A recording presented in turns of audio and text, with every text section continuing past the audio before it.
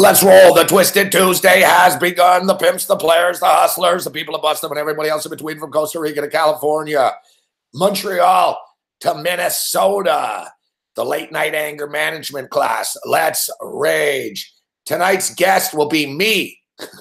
Will be me. There will be no guests. There will be no monologue because my feet hurt. I tweeted out earlier tonight, I want to break like the Guinness Book of World Records and criticize the most things in a 2-hour span. I think I could do it. And you know what? I bet you there's probably not that record, but let's make the record right now and challenge other people to beat it. You beat it. You dislike more things than me? Prove it. I dislike a lot of things. I dislike a lot of things, including dickhead motherfucking kids asking me to put the Laker game on, which I believe will probably happen in about 27 minutes time.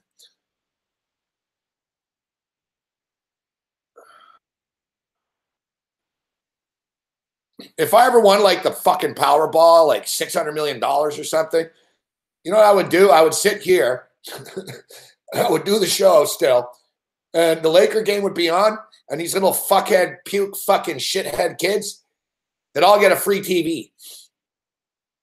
I'd say, listen, fuckface, what's your address? I'm going to send you a TV, and I never want you to ever bother me ever a fucking again. And you get the free TV, but if you ever bother me again after, I'm going to hire a hitman, and he's going to put a bullet in your face. That's the deal, kid. You get a free TV right now. But if you ever step into my chat again, fucking Luigi fucking puts a bullet between your eyes. It's a fair trade-off. I'd gladly do it. TVs are dirt cheap. I went to the pharmacy the other day. They're selling big TVs for like $200. The fucking pharmacy next to the condoms. No, gladly. I say, kid, what's your address? Listen, you want to watch the Lakers? I'm going to send you a free TV. What? Free TV? That's right. It's like an episode of The Twilight Zone or something. It's like too good to be true. But if you ever bother me again, I will have you killed. Just for the record. I'm just letting you know. It's free TV, but I will put a hit out on you and you will die. It's a good deal.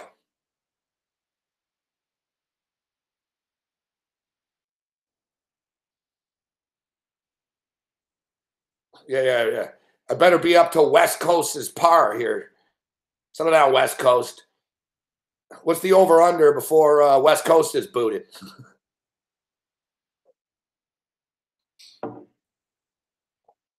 Yeah. Lakers and Celtics tonight. Real fucking, real people's champ game, Eric LeDuc? It's a real people's champ game tonight. It's like the Super Bowl. Let's be real, and I know, it's going to upset Big Man on Campus probably the most. he's you got to check the video out too. We had Big Man earlier today. God bless him. At the end of the show, I even said, dude, I can't top that. Like, we end the show with that on the way up. It's funny. I think like people in Philadelphia somehow think like everyone's cheering for them and shit because it's the Patriots, and somehow it's insane. I've spoken to so many people. I spoke to 2 different people today in person. Online, many people have said the same thing.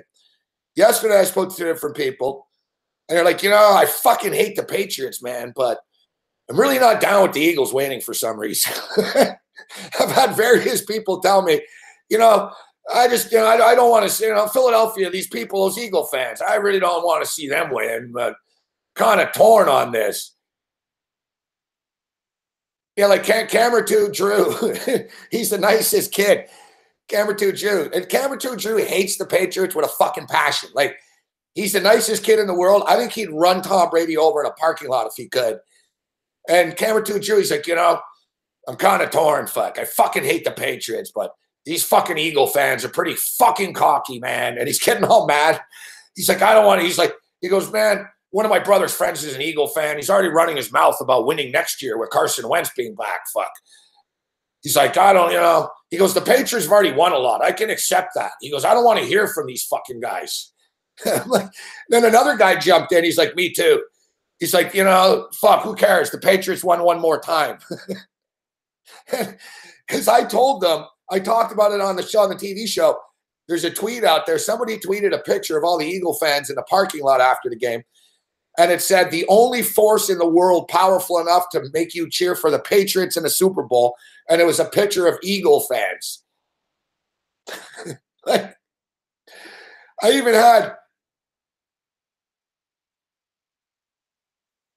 who was it? Even one of my guests took a pot shot at them. It was just fucking hilarious. I don't know if it was Malinsky, but somebody did.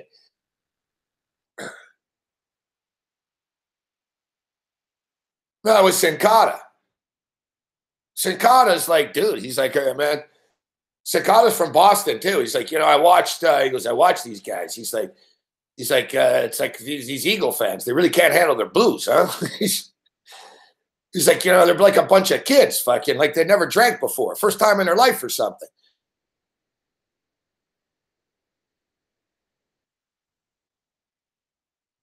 That's been the theme. Let's just be real. Like, I talked about this. Like this Super Bowl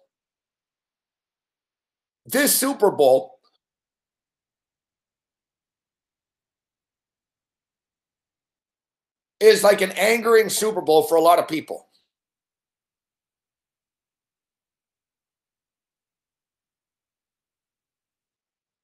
Like, I am not an Eagle hater, Craig West. I am betting on the Eagles. I'm neutral. I'm just telling you like it is. Hey, I said the same thing. I said, Bills, I'm a Bills fan.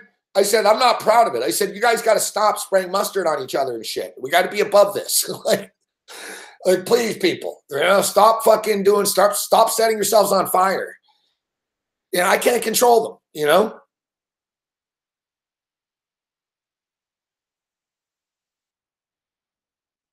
I do not hate the Philadelphia Eagles. What? Because I'm saying their fans fucking acted like jarheads the other night?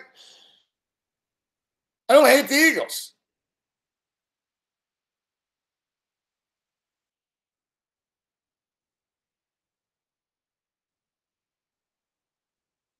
Oh, Mark. Oh, boy. Wow. Mark came at us hard. Better duck. Mark, I would reach over and boot you out, but you're so insignificant to me. I don't feel like moving my finger right now.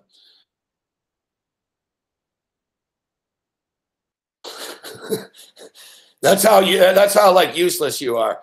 I'm like, man, I'd have to move my finger to boot this fucking jackass out. Do I really want to have to move my finger?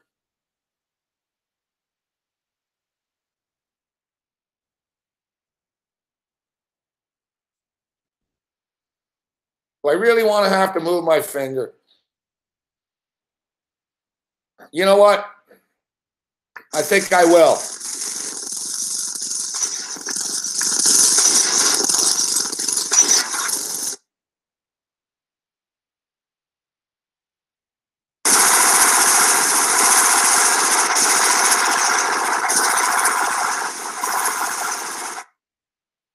You're gone.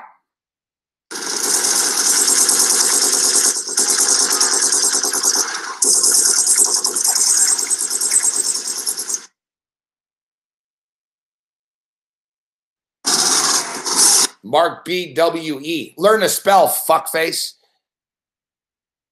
San Antonio, Cleveland Cavaliers favorite tonight. Come on. I like the over in the Lakers. I like the over in the Lakers-Celtics game. And I'm leaning with the Celtics, but I don't love it. We'll break down we'll break it down in a few minutes. So, yeah, I was saying earlier today about, and look, we got Stucci in the house. What's up, Stucci? Now, Stucci's a Viking fan. He's in Minnesota. Like, how happy are you right now that the Super Bowl's in Minnesota? Just great, isn't it?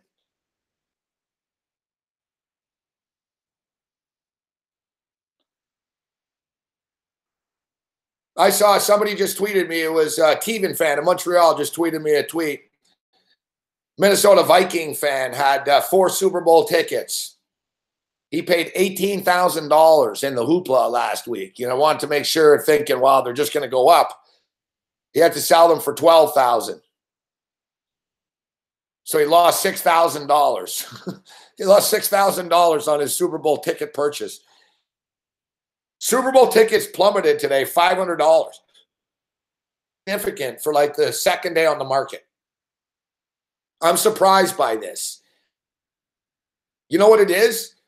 New England Patriot fans don't go to Super Bowls because they're in them every fucking year. And Philadelphia Eagle fans aren't going to the Super Bowl because they're a bunch of nut jobs that want to fucking light the city on fire after the game, win or lose. So, and now people in Minnesota are stuck with the tickets. So Buddy took a $6,000 loss. Yeah, he's really happy today. We got poor Spenny Mac. We got fucking screwed over on the hedge. He abandoned ship on the game, and then the Patriots came back and won. Yeah, he's real happy right now. Think about it, and Stucci, you're there right now. I was talking about people like you. Think about this. All right, the game goes over. We gave you this. We gave you the it's not over yet in a minute. It should be. We need another point, actually. It was 211, wasn't it? No, 209.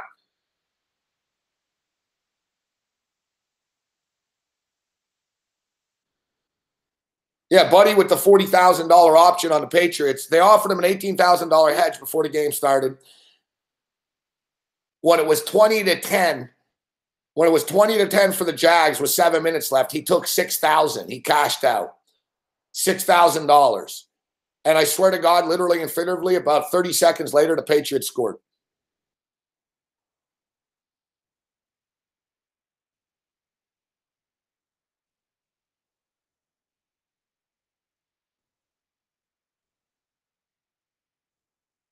Now, like, think if you're in Minneapolis now, and you're a Viking fan, it kind of sucks. Whatever, your team lost, but it is what it is. You get over it, you move on. Thing is, you can't move on now. You've got the next 2 fucking weeks with the stupid Super Bowl in your backyard. You're gonna have a bunch of fucking Eagle fans running around the city soon.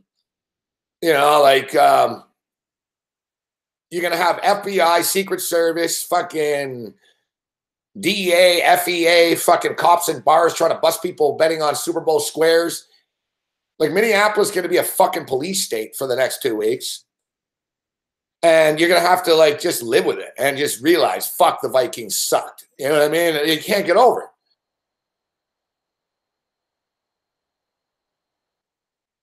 And another thing is, too, exactly, I brought it up, Chaz. If you're, Eagle fans, too, we're all tough in Philly and shit. Wait till they're in Minneapolis, and they're outnumbered by Viking fans. Who's to stop Viking fans from just beating the shit out of fucking Eagle fan there? People in Minneapolis are pretty nice, though.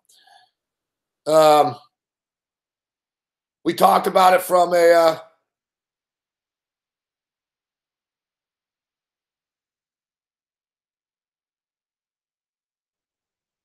exactly. Like, Eagle fans were such dicks to them. It's like, now, hey, Eagle fan, you're going to be in fucking Minneapolis. You're going to be in their town now.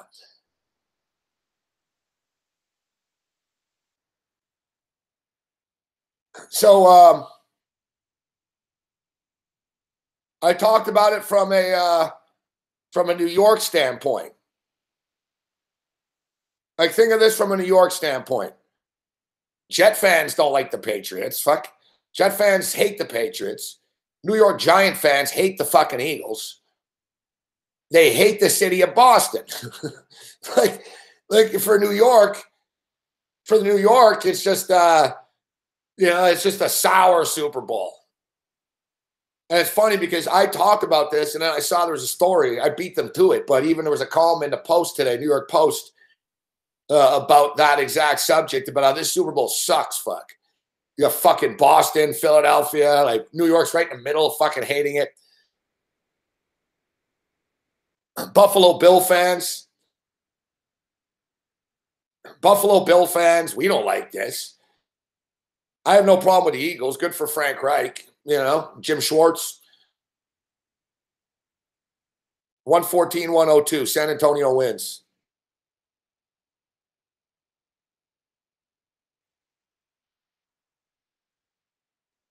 Like, that's the thing. Now, me personally, See, look, here's Popovich and LeBron hugging here. He's going to say, I'll be coaching you soon. We'll see you next year. Hey, look at LeBron. He's all smiles. I guarantee you, Michael Jordan wouldn't be all smiles and laughing after a fucking game that they just lost again because, ooh, I scored 30,000 fucking points.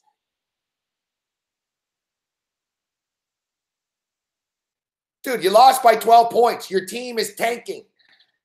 You're on a fucking slide. He's smiling and celebrating and hugging everyone after. Big deal, fuck. You scored 30,000 points. Kareem Abdul-Jabbar's got like fucking 43,000 points. Look at this. Yeah, that's what I'm saying. I tweeted this shit out earlier. There's LeBron. LeBron can hug everyone, but some kid in a Cavs gear was just in his face. LeBron just ignored him. He's a great guy. Like, look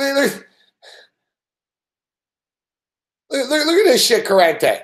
You saw me tweeting about this earlier. I got a bunch of kids started fucking tweeting and hating on me, saying I don't know anything about basketball. Yeah, I don't know anything about basketball. I tell you what, you know what I know? I know Michael Jordan or Kobe Bryant wouldn't be smiling after their team just lost again because they fucking hit a personal milestone. I know that much. I guarantee you. I guarantee you. You think Kobe Bryant's smiling right now? You think Michael Jordan's smiling because at 30 he'd be like, what? I don't even know. Oh, yeah, LeBron James did congratulate himself on Instagram tonight.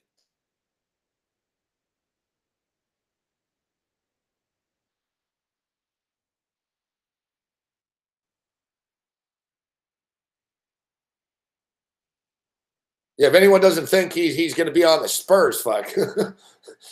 I'm surprised LeBron didn't wave to the crowd. Hey, everyone, I'll see you soon.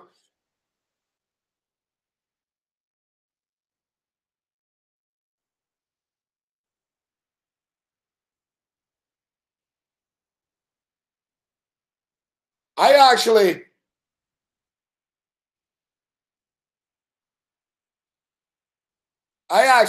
am shocked. I'm actually shocked. Like, I don't have a problem with Popovich coming over to him and saying, hey, great job, you're a hell of a player, and whatever. You have a moment with the coach. But then he went like on a victory lap smiling. You would have thought the Cavs won the game by 12, not lost. The thing is, the Cleveland Cavaliers right now, you guys had no problem having a team meeting and fucking eviscerating Kevin Love. Like, Kevin Love's the problem. LeBron's a dick, man. You know what I mean? I'm not saying he's a bad guy in real life, but as far as like his basketball persona and him in the room and just the whole thing, you guys, they didn't fucking win without Kevin Love. Every time something's wrong, it's Kevin Love's fault. Now Isaiah Thomas is running his mouth in the meeting, supposedly. They're a fucking mess, this team, man. They're a fucking train wreck. They're a mess. They're not flicking any switch. Like, it's to the point now where these guys are closer to fucking missing the playoffs than they are fucking the 1 seed type shit. Like Malinsky said, these guys are going to, like, they're a 5 seed. There's no switch, fuck. They're fucking old. They're selfish. They don't play defense. LeBron's got fucking, he doesn't give a shit. I tweeted this out earlier. I said LeBron's a great player, but he doesn't have the same competitive edge as the great ones did. And everyone fucking attacked me. And here he is after a loss, after another loss. The Cavaliers are what? Well, what are you guys now? Fucking 2-10 in your last 12 games? After. What do you care, right? You're not even going to be there. Hey, not your problem. You're going to fuck over the city of Cleveland again. Again. And then the losers of Cleveland will burn his jerseys again. Then he'll come back and he'll buy more. So how many things have we ripped so far?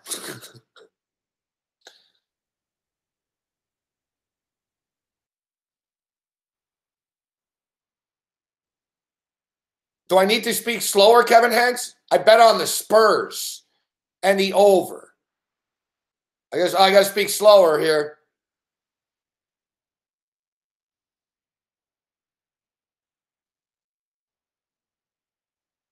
When did I say I bet on the Cavs? When did you hear me say I bet on the Cavs?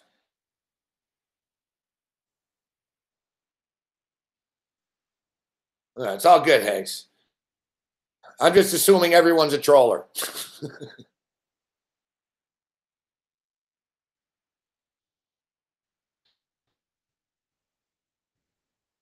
Slow-mo sports rage. It's all good, Hanks. You know, Hanks is setting me up. He's going to tell me to go fuck myself in a second. No, Hanks is all right. It's all right, Hanks. I jumped off the gun here. I never said I bet on the Cavs.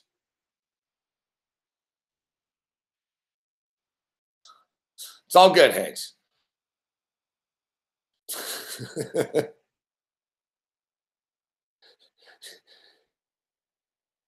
All right, West Coast, and you're right. I assume you were too. It's good. You're good point. I like though how I like how we always get defensive. Like when I say me, I say we. It's me. It's like whenever I see like any name, I'm like, I don't know, who the fuck's this guy? Fuck, what does he want? Like, here we go. All right, Reggie, what up, Reggie? No, I like the over in the. What up, Kovacs? See, Kovacs, I know. Sell down Bitcoin. Yeah, Oklahoma City. I think Oklahoma City will be a pain in the ass to deal with in the playoffs, but they won't go all the way or anything. Okay, so here. Boston Celtics. They've lost 3 games in a row, but they were all at home, these games. I think getting on the road will actually do them some good. Now, something interesting about the Laker game here tonight. Look, the Lakers have won 6 of their last 8 basketball games. All right, what do they won? 4 in a row or something? They, you notice, without Lonzo Ball, the Lakers are suddenly playing defense. You know, like over the course of the last 6-7 games, they're allowing like 98 points a game suddenly. And here's a correlation because Lonzo Ball's not on the floor. You know, Lonzo Ball's one of the worst defensive players in the NBA, if not the worst defensive player in the NBA.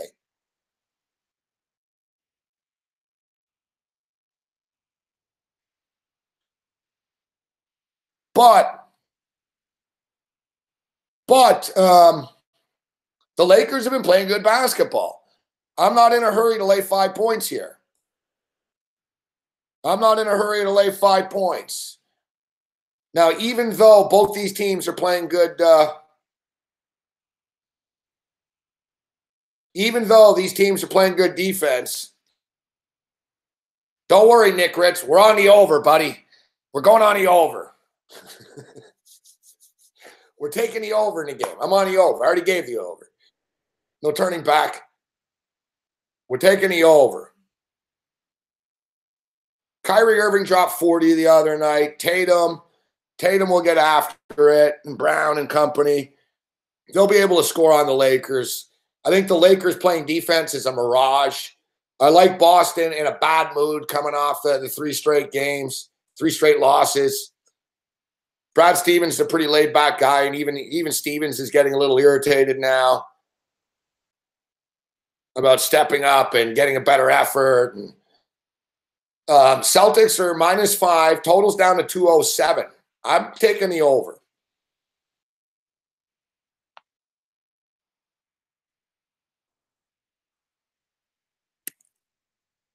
We're taking the over in the Laker game. Over 207, plus 100.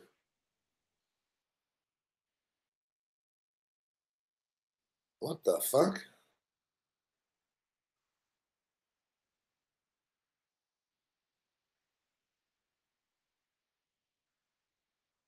I'm so cold, people are fading me, even though I was just on the Spurs in the over. It just fell at 206. It just fell at 206 as I was about to click the over. All right. 206 it is. So we grabbed the 206. Now, fuck. The Golden State Warriors are now -16.5. Porzingis isn't playing. You know, I was 13.5 earlier. I was sort of looking at that. I'm like, man, I don't like laying that type of points. But Golden State are going to fucking probably kill these guys. No Porzingis tonight. Golden State are in a bad mood too. Everyone's in a bad mood. I don't know if it's the weather or the fucking, I don't know. It's some sort of astrological shit. You notice that the world's angry. Kevin Durant told the Houston Rockets to shut the fuck up yesterday. Yeah, Houston Rockets are talking like you beat them on a Saturday night, man, in fucking January. Shut the fuck up. I agree with Kevin Durant. Just shut up, fuck. I like what he said about Clint Capella. He's like, that Capella guy never shuts up. He's like, all he ever does is fucking get a pass from Chris Paul and lay it in or dunk it. He's like, he's no good. You notice the NBA, like the players are angry this year and surly. I like it. But you can tell with the Warriors are bored, man. You know, they just want to get to the playoffs. Playoffs aren't all that far away. You can't lay 16.5. All right, so you guys asking about the UNLV game. UNLV, go fight, win.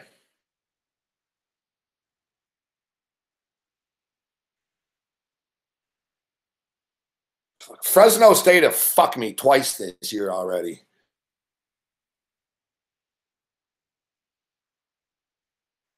Fresno State have screwed me twice. What is it? Shame me once, shame on me. Shame me twice, shame on you. Shame on vous. Was it vous? You know, Fresno State have beaten UNLV 4 straight times.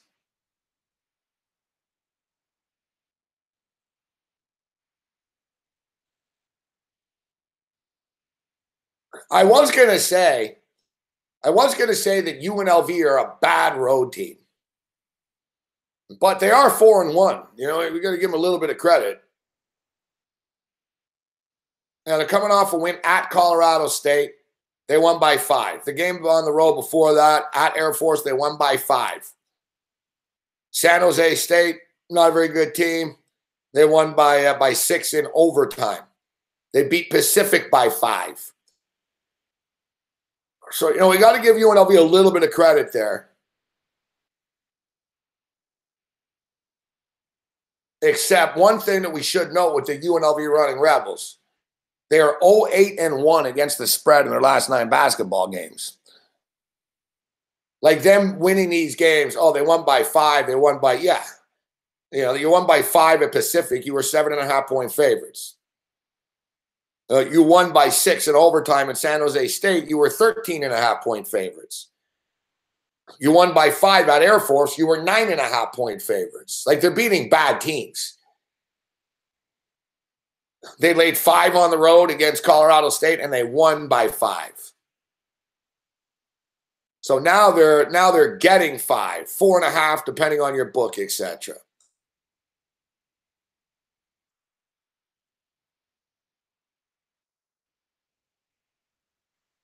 Fresno State are minus 210 on the money line. The total is 154. And I don't see how we don't take the over in this basketball game. UNLV put up 87.4 points per game. UNLV are actually the best over bet in college basketball. UNLV and Duke, except Duke have put up a couple unders as of late. I mean, look, guys, the UNLV Running Rebels, they played 19 games this year, all right? 15 of them have gone over. UNLV are 15-3-1 to the over this year. Fresno State are 11-5 to the over.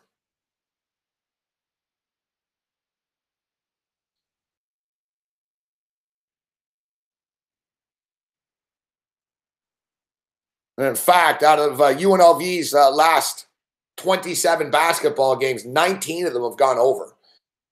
UNLV are 19-7-1 to the over in the last 27 games, including 15-3-1 in their last 19 games. Essentially, UNLV are pretty much an automatic over.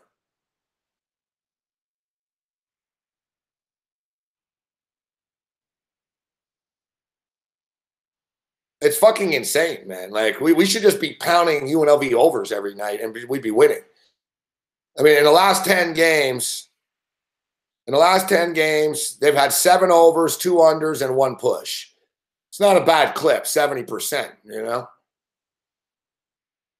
Meanwhile, Fresno State in their last 5 games, they're 4-1 to the over. I mean, Fresno State scores are routinely 89-80, 82-79, 81-79. There was a 74-60 squeezed in there against Boise State. I mean, look, San Diego State aren't exactly a track meet team, and Fresno and San Diego State got to 150.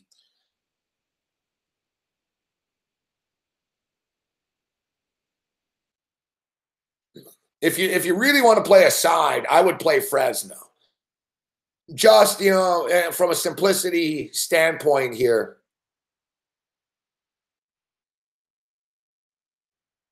Just from a simplicity standpoint, yeah, why overthink it? Even though UNLV are 4-1 straight up on the road, they're not a good road team. They're not a great they're not a good road team. Yeah, I personally think that the over is a better bet. And hey, you know what? A money line parlay, Fresno State and the over. I don't have a problem with that.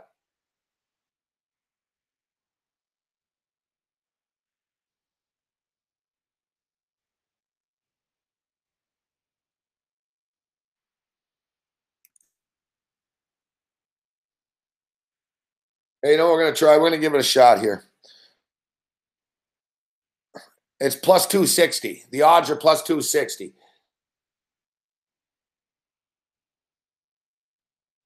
Oh, no, that's what am I saying? That's what -5. That's a little high. Sorry. Fuck off. I need the money line. It's going to be plus 160.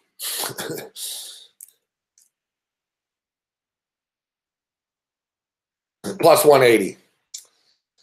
Plus 180 for Fresno State to win the game and the game to go over the number. You know what? Fuck it. I'm just going to play the over. It's not enough plus 180.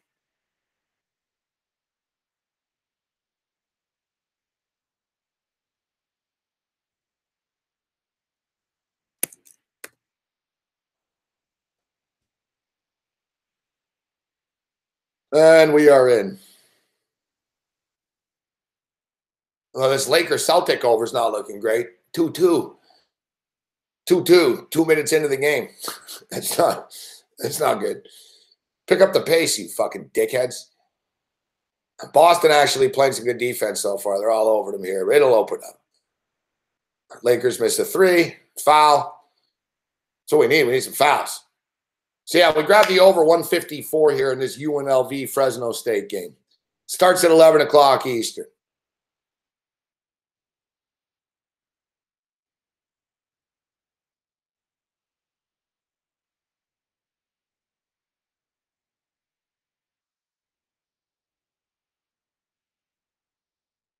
Yeah, I like Vegas tonight too.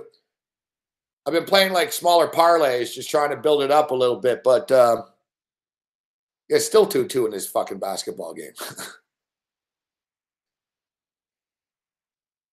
Still 2-2. Missing.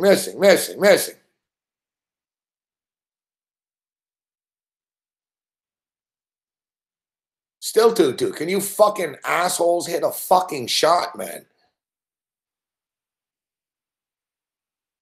All right, there you go. 4-2. You're more scoring in a fucking EPL soccer game. Dude, you watch a Man City game, there's more fucking goals and fucking points than there is in a fucking Laker game. Showtime. Yeah, real showtime. Fuck. A shit show fucking time. That's what you are. Thanks, I guess, Joshua. What, like Joe Pesci? I amuse you.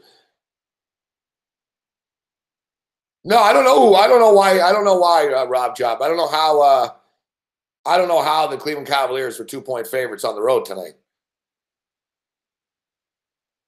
Hopefully tonight's one of these nights that I just win all the games and I get mad that I didn't bet more. That's what I need, because I'm not betting a lot of big units, guys. Like, anyone that saw me on Twitter earlier,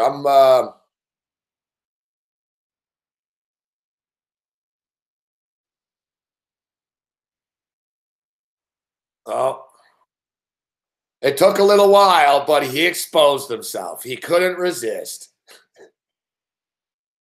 He couldn't resist.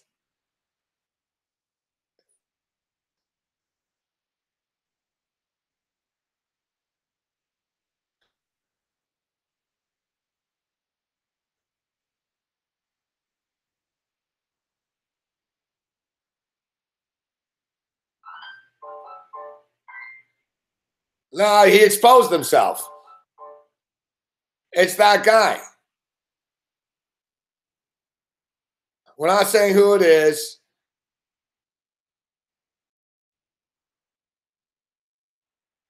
We're not saying who it is. But he blended in earlier. He took the little pot shot. Oh, you bet on the Cavs. But he couldn't resist. He had to go after big men. He's obsessed with big men.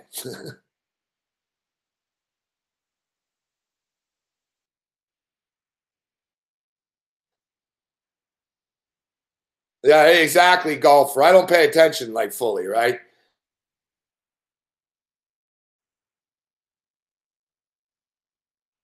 I've got a good here's what we have multiple here. Now here West Coast is exposing himself now. Hey, don't mess with Bruce Chad, West Coast.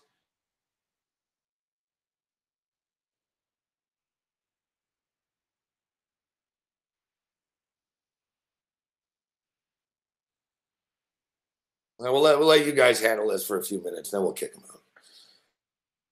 Holy shit. It's got one of these nights?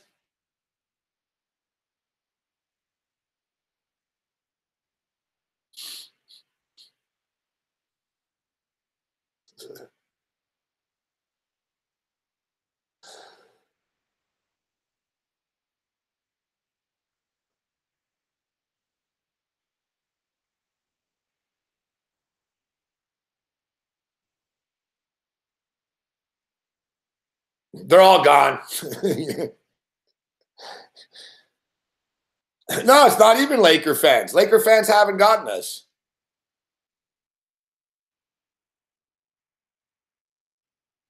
Laker fans have been all right tonight. They're not here.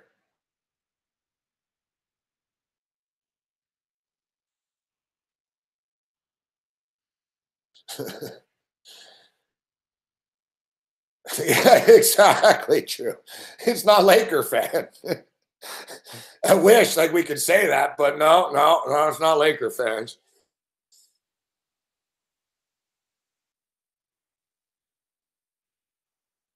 All right. Fuck.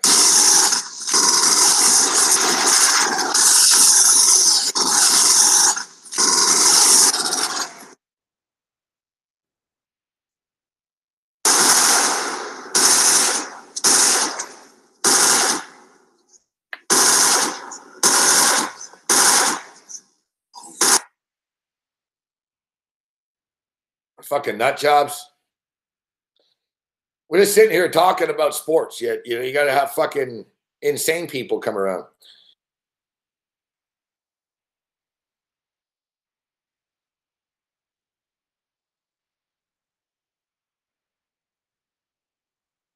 Although, like I said, I don't care. They help our they give us views.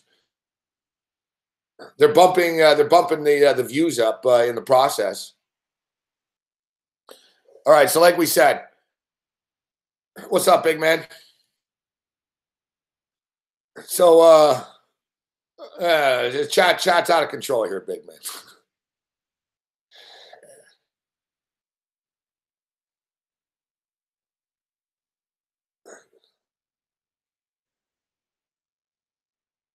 So the chat is out of control.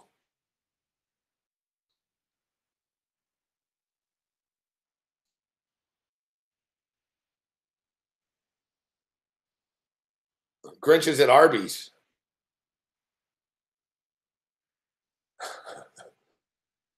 What up, Styles?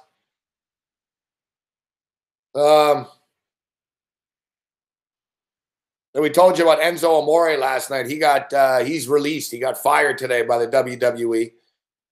Like I said, it's hostile week. It's hostility week. All right, so yeah, as we stated, we're on the over in UNLV and Fresno State. And if I had to play the side, I would take Fresno State. UNLV are a bad road team. Don't be fooled by the fact that they're 4-1 straight up. As we told you, they're 0-8-1 guys against the spread in their last 9 games, but they're an over machine. They're 15-3 to the over this year with 1 push. And Fresno State are 11-5 to the over.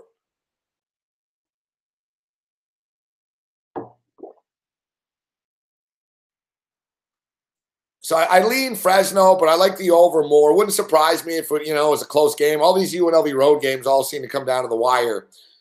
And Fresno State have let me down before, so I'm going to bet the over instead of the side. Let's check in on the in-game total here with the Laker game. It was 207, so what is it? My guess now is going to be, fuck, it's 10. Oh, Jesus, motherfuck, man.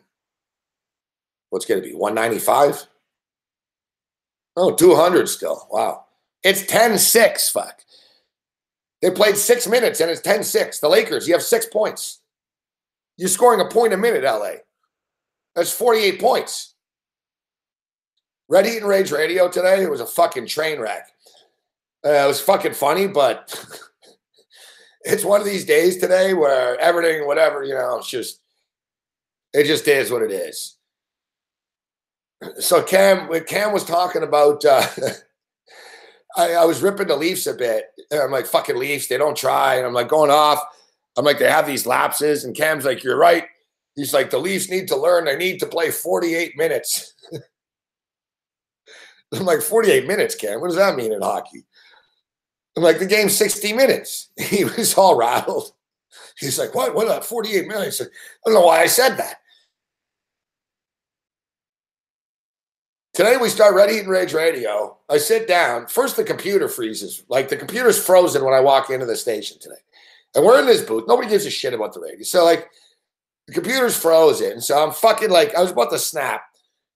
We get on. We start talking. Cam starts talking. I'm about to start talking, but my mic doesn't work. It's just dead, man. Like, the headset, the board. Like, I'm trying to figure out as it goes on. But Cam was on. Except Cam stopped talking. So I'm right beside Cam, and I go to him. I go, it was pretty clear. Like, I'm like, so I sort of pointed at the board, like, and I pointed at him. So Cam opens up the show and sort of laughs. He's like, okay, I don't know what's going on here. And finally I got pissed. Fuck. Like, I fucking look at him. I said, dude, you're on the fucking air. Talk. He's like, oh. He talks. Then we came back. My mic worked. We came into the second segment. He was all rattled. He's just like, oh, I don't know what happened. Like, after, like, for the rest of the show, he was rattled. And then he did this golf hit with the guys in New York today. And I don't know what happened. There was like a satellite breakdown or something. Like, literally. So Cam was all rattled after the radio show. And there was a fucking satellite breakdown during the golf hit. So I guess Cam sat there for like 8 minutes, and he thought that they were going to fucking like stop and go, but I guess they went on without him. So he sat there for 8 minutes.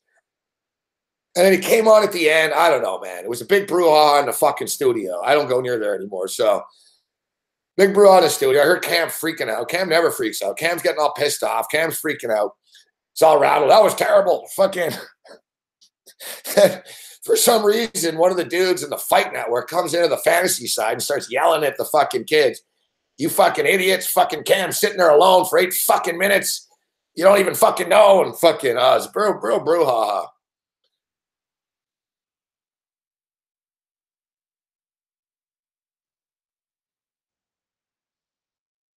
But when Cam said 48 minutes for the hockey game, he's like, the Leafs need to play for 48 minutes, Gabe. I'm like, 48 minutes?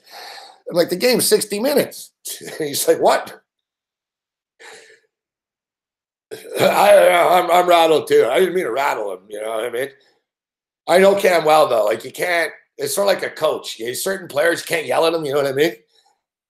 But I was like, dude, you're on the fucking air. Like I just sort of snapped. Like I was like, fuck, man. Because Cam's like, I don't know how many of you guys heard. He's like, and Colorado won last night. Colorado won last night. And I'm like, so the best part is I had no choice. So I just came in and just sort of, I said to Cam, I'm like, holy fuck, Cam. That was like the worst intro I've ever heard in my life of any radio show. Except instead of getting offended, he gets sad. He's like, I know it was bad. He's all rattled. During the Nets break, I had to big him up. I'm like, no, I was just Cam. I'm like, I was just kidding around, man. It's all good. It's good. Don't worry. It's good. It was good. It was great. It's great. I'm fucking sitting there just staring at this mixing board. I just wanted to smash it. Fuck. I just wanted to smash it. Yeah, you heard that, Sean, today. The thing is, Cam can handle himself if he's alone, right? Hey, everyone, he gets all excited and he's you know what I mean? He can do it. But I don't understand. He didn't get it. He didn't understand, like, the situation that we were in. Because listen, he was confused. I get it. You know what I mean? I was just pissed off. I snapped like fucking, like, because imagine, we're sitting right next to each other. We both have headsets on. So I'm like, welcome to Red Heat and Rage Radio. And I realize it's not working. Now, the thing is, I would have checked it before, but I couldn't because the computer froze. And people fuck with our shit, man. So I couldn't talk, but Cam's was working. So I fucking figured he would understand when I told him. I'm right beside him. So I go like this. I have a headset on. I'm like, going at the board, and I told him. Like, it's like sign language. The thing is, me and Cam can read each other's minds. We've been doing this forever. So that's why I didn't understand what his fucking problem was. Like, imagine, like, playing on the same line in hockey with the same guy for 15 years. And it's like, dude, turn the fuck around. You know what I mean? It was one of those deals. Like, but I'm going to be honest with you. Cam's got personal issues right now. So he's fucking... So Cam's just staring at me, and he starts talking. Hello? And he's like... And I'm like pointing at him. I'm like, fucking talk. He goes, Colorado lost last night. He goes, Colorado, I should have known. And then he sort of goes silent. And then finally I got pissed. I'm like, fucking, I took off everything. And I look, I'm like, you're on the fucking air. I said, fucking talk. Talk, fuck.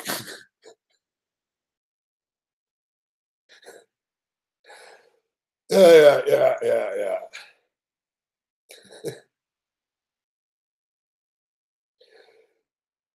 Oh, yeah. It was quite the, it was one of those shows. It turned out to be a funny show. And I wasn't mad at Cam, and he wasn't mad at me, but it was one of those deals. Like, he was in space. Fuck. I didn't have a choice. You know, like, you got to slap someone sometimes. I had no choice but to, like, yell, because I was like, he doesn't get it. I need to, like, make this clear to him. Like, so, like, he's looking off. I'm like, you're on the fucking air, man. I could tell he was all rattled. Oh, I'm like, oh, fuck. I just made it worse. Fuck. I just made it worse. Yeah, so then the poor guy, exactly. It happens to me too, man. I threw out a credit card down the garbage chute the other day, guys. Fucking, so it was one of these shows after.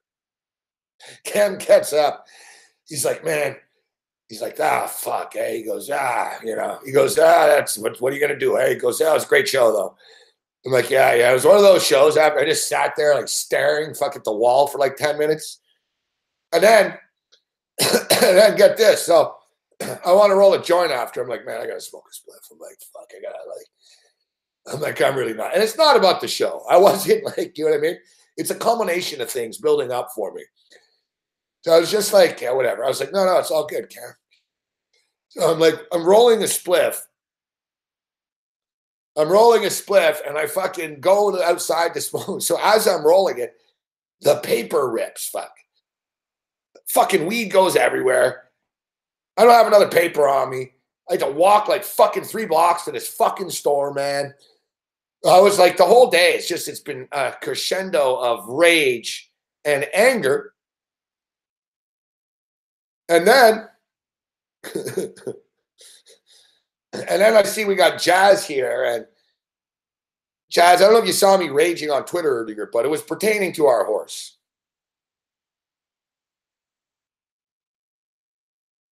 Which I was going to call you, but I just need to like decompress here. No, he never found his wallet. he never found his wallet.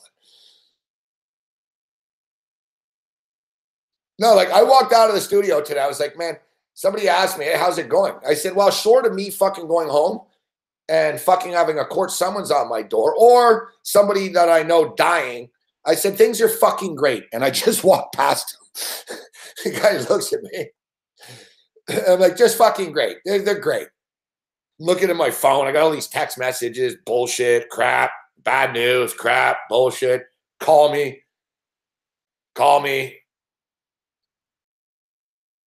And it just kept building and building and building. Nah, he's fine. He's fucking healthy, Jazz. Fuck.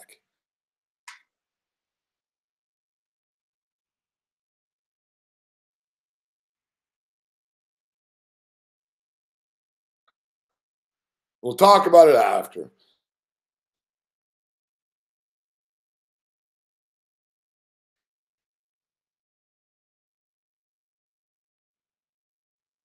But no, he's not hurt. He's not hurt.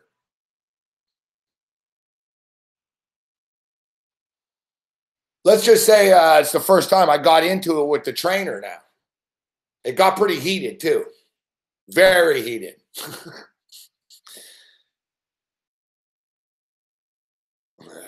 It's fucking just another thing that's getting went great. My life's like George Costanza. Fuck. I should just do the fucking opposite of everything.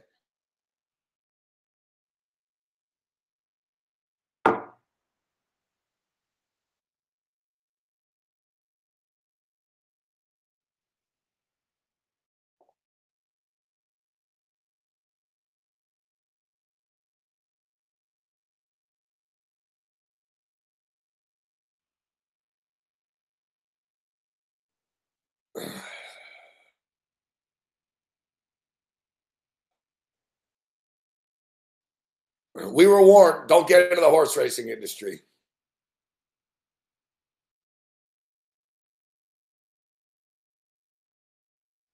Now, you know what, Drew? It's not even a clean cup, dude. It's not even a clean cup. Like, I've got random crap in here. Like,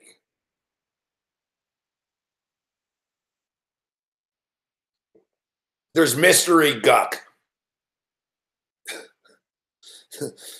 There's mystery guck on the cup. This is what it's come to. I should just drink the fuck out of this. This just be better.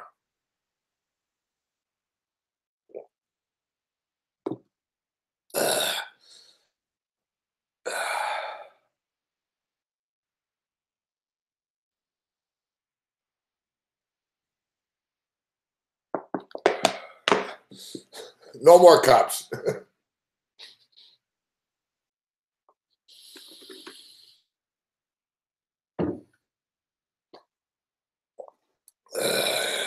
This is what it's come to. Oh, this is what it's come to. Tomorrow's cup.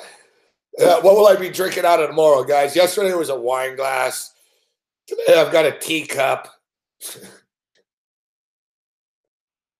I used to be all plastic.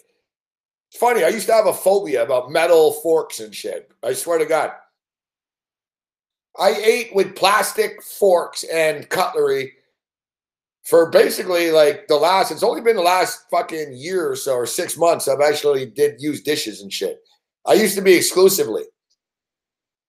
I used to only have paper plates, paper forks, knives, and spoons, and I wouldn't wash socks. I would throw them out.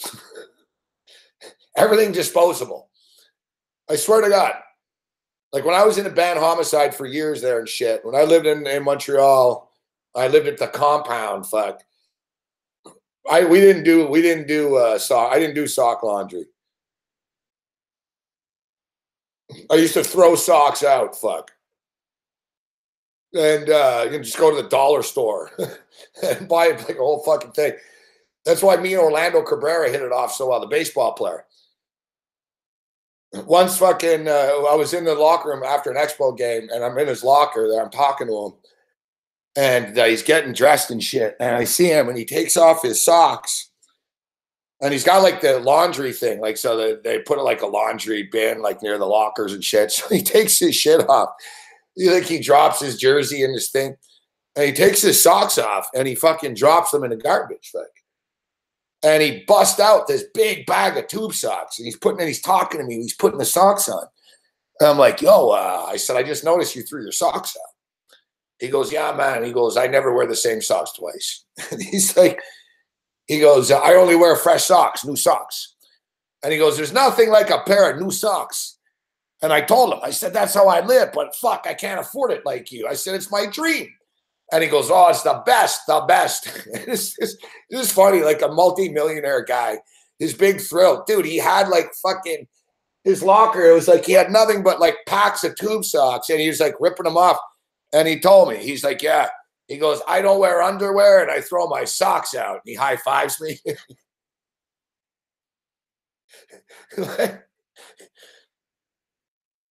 It's fucking... it's the best. Like, I was like, man, exactly. He's like, yeah, no, I don't wear the same socks. Fuck. Yeah. He was like, no sock. No. And it was funny. He's like, you can't wash socks. He's like, they're dead. Gone. Yeah. That's like the little small things in life. Yeah, Orlando Cabrera.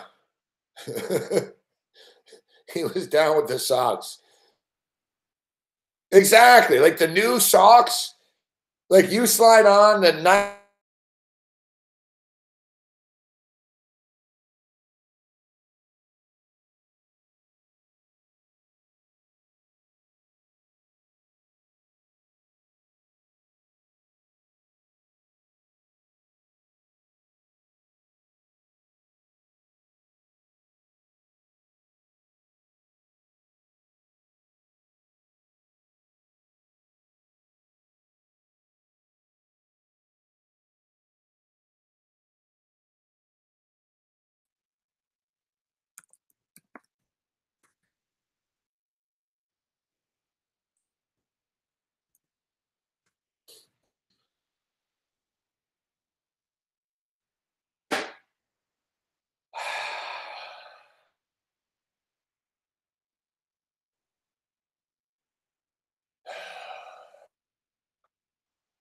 Even flow.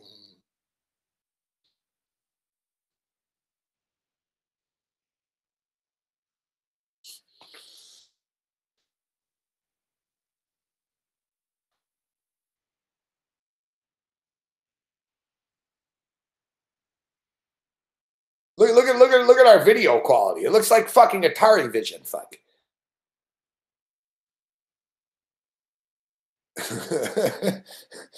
It looks like it looks like fucking. You know, I don't know what happened, Marco. Who fucking knows what happened?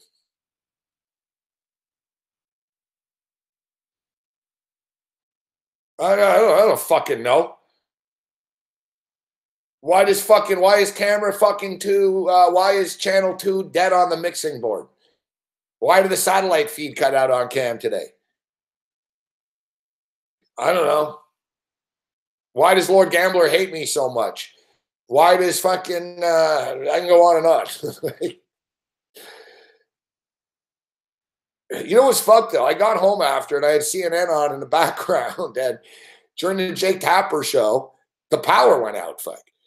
And you could tell Tapper was about to lose it. He kind of was trying to smile and shit, but the light kept going on and off. And then he was like, all right, let's roll the tape. And they didn't have the tape. And you could tell, like, in his head, I know, right? I know the look. He was like, all right, we're going to go to a break now. And he kind of smiled. And I was just thinking, man, I'd love to hear what he's going to say a second they're off the air here. Fuck. He's probably, what the fuck? I saw with Anderson Cooper the other night. Anderson asked for the tape, and they're on the wrong tape.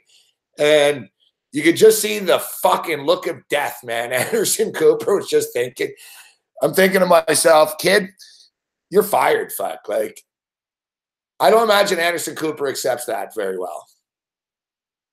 You guys don't know. Like, it builds up, like the anger too. It just, roll the tape. It's not fair.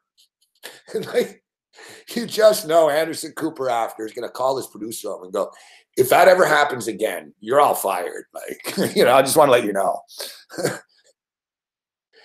He's a mean queen. You know he's pissed, fuck. You know, you can just see the look, dude. Anderson's like, well, we'll get back to the audio. We'll get back to that video after. He didn't take it in stride. You could tell it bothered him. And I was thinking, I noticed these things, right? So I was like, I don't know, man. That's like the third time at CNN this has happened this week. You know, someone's going to get fired soon. Like, you can't have this. It seems like, no, it's funny because the viewer doesn't really care, right? I don't think anyone at home is going, oh, what a loser Anderson is. The clip wasn't there. No one does that. Except when you're the host on the spot, you want to kill people. You want to kill people. Like when that shit happens. I've been in that boat. I'm like, it's my fucking name on the fucking show. You don't give a fucking shit. You ain't my big fucking joke to you. I'm done, like, trust me. That's why my favorite is the Bill O'Reilly. Fuck it. We'll do it live. I love when he's out the guy. I don't know what that fucking means. What does that mean? Sting takes us out. What the fuck does that mean? And then he's like, there's no fucking words, all right? There's no fucking words. Fuck it. We'll do it live. We'll do it live. And then when he comes on here, thanks, everyone. I'm going to do a Sting. The second he's out, you see, he fucking gets up. Jesus fucking Christ. Fuck. That's the best meltdown. I can watch that over and over. I don't know what that means. I don't know what that means. Take us out. That's tomorrow. And that is it for us today. Okay, I don't know what.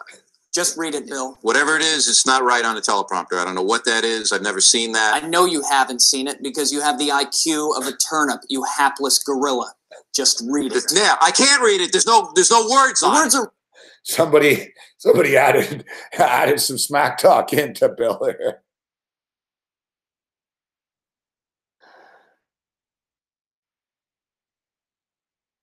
That's tomorrow. And that is it for us today. Okay, I don't know what. Whatever it is, it's not right on the teleprompter. I don't know what that is. I've never seen that. No, there is. We are going to do Sting, yeah. Okay, but I don't know what that means. Yeah, I can't read it. There's no words on it. Okay. I mean, sure. There's no words there. To play us out. What does that mean? To play us out. Sting is going to do. It's a video. Sting video. What is for credits? I don't know what that means. To play us out. What does that mean? To end the show? Yeah. Yeah. All right, go. In 5, 4, 3. That's tomorrow, and that is it. In 5, 4, 3. That's tomorrow, and that is it for us today. And we will leave you with a. I can't do it. Okay. We'll do it live. Okay. No. We'll do it live. Fuck it. Do it live. I'll write it, and we'll do it live. Fucking thing sucks. In 5, 4, 3. That's tomorrow, and that is it for us today. I'm Bill O'Reilly. Thanks again for watching. We'll leave you with Sting and a cut off his new album. Take it away. Then he gets up, he throws.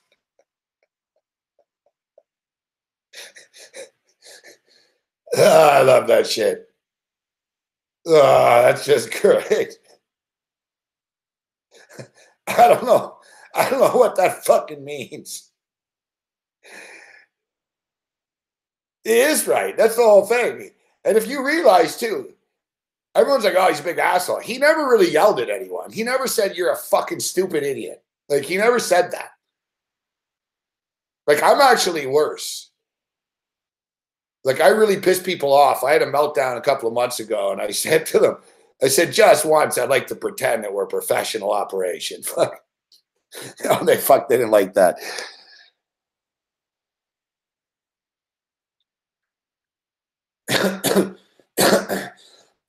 See, that's the thing, though, Bobber. See, in hindsight, he kind of overreacted. You know what I mean? Especially since they were taping it. It wasn't live, right? So, like, just Bill O'Reilly's a nut job.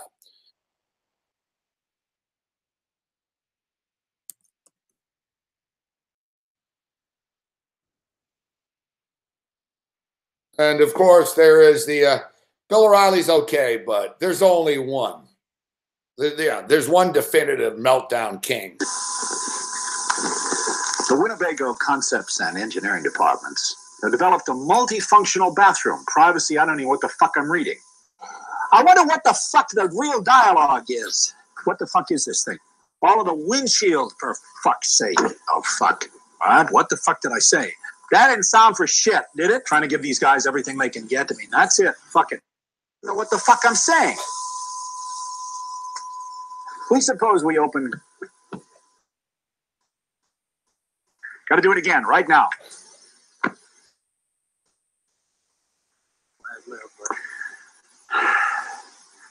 Oh, fuck. Fuck. Fuck. Fuck. Oh, fuck. Shit. Tony, do me a favor. This is my best part here. Will you do me This is going to be really hot. I don't want anyone fucking around. I don't. That make any difference to me at this juncture. No one fuck around, including me. Tony. Don't slam the fucking door. No more. No more. I'm going to give you a clue now.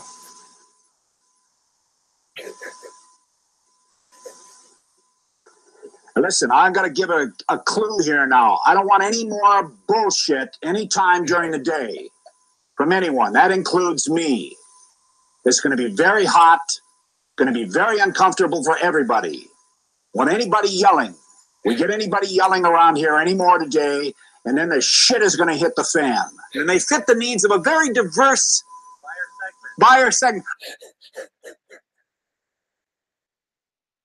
I love how he goes, listen, I'm going to clue everyone in here. It's going to get really hot. It's going to be a long day. I don't want any fucking bullshit from anyone, including me, or the shit's going to hit the fan. Like, it's the best. Don't slam the fucking door, Tony. If you're going to make me come in and out, man, the flyers are going to... That's the best. That's the best. Don't slam the fucking door, Tony. Tony's the best. Fuck. And later when he goes, hey, Tony, can I get a towel? And Tony whips it at him. And fucking Winnebago man starts cracking up even. That's the best. I'm going to clue everyone in now. It's going to be really hot. It's going to be a long day. I don't want anyone fucking playing around, man. Any fucking bullshit.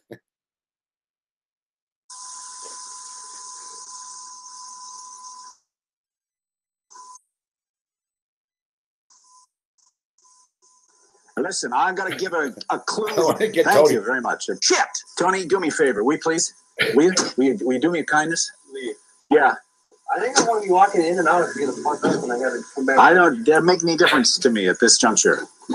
Thank you very much. I appreciate that, Tony. Don't slam the fucking door. No more. No more. Fucking kill everyone. It kills me, man, every time. Listen, I've got to give a clue here now. I don't want any more bullshit anytime during the day from anyone. That includes me. It's going to be very hot, Going to be very uncomfortable for everybody. Want anybody yelling? We get anybody yelling around here anymore today, and then the shit is going to hit the fan. And they fit the needs of a very diverse buyer segment. Why can't I remember? I wrote this stuff. Why can't I remember it? Man, why don't I say it fucking right? What does the goddamn line say, Tony? What is the goddamn line? I don't give a shit what the line is. I fucked up the word rear. I can't even read the fucking BO straight. What the fuck was that? I think we got flies all over the fucking place. Son of a bitch. Get out of here, you fucking flies. There's a fly over the headlight, Tony. We got flies coming for us. Fuck. Fuck out of here, you flies. We got 3 flies, 5 flies. And if you will, make sure, if you will. Oh, I can't take it anymore. It's just too good. Fuck.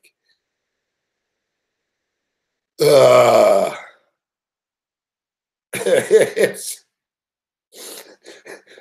like you said, Red Most. He's the one losing it.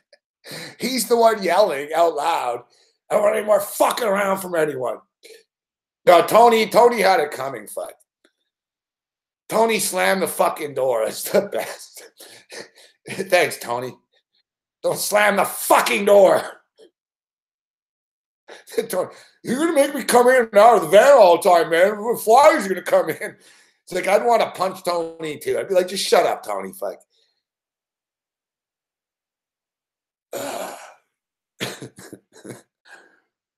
It always makes me feel better. Like, the level of rage this guy has is so real, too. He's just fucking livid. I like when he gets to his breaking point, too, and he's like, it's just not funny anymore. We don't have that fly on the left side on the passenger side because we don't have that in frame, but make sure we don't have any flies here. We don't have any flies. Here we go. Get out of here, you goddamn jackass.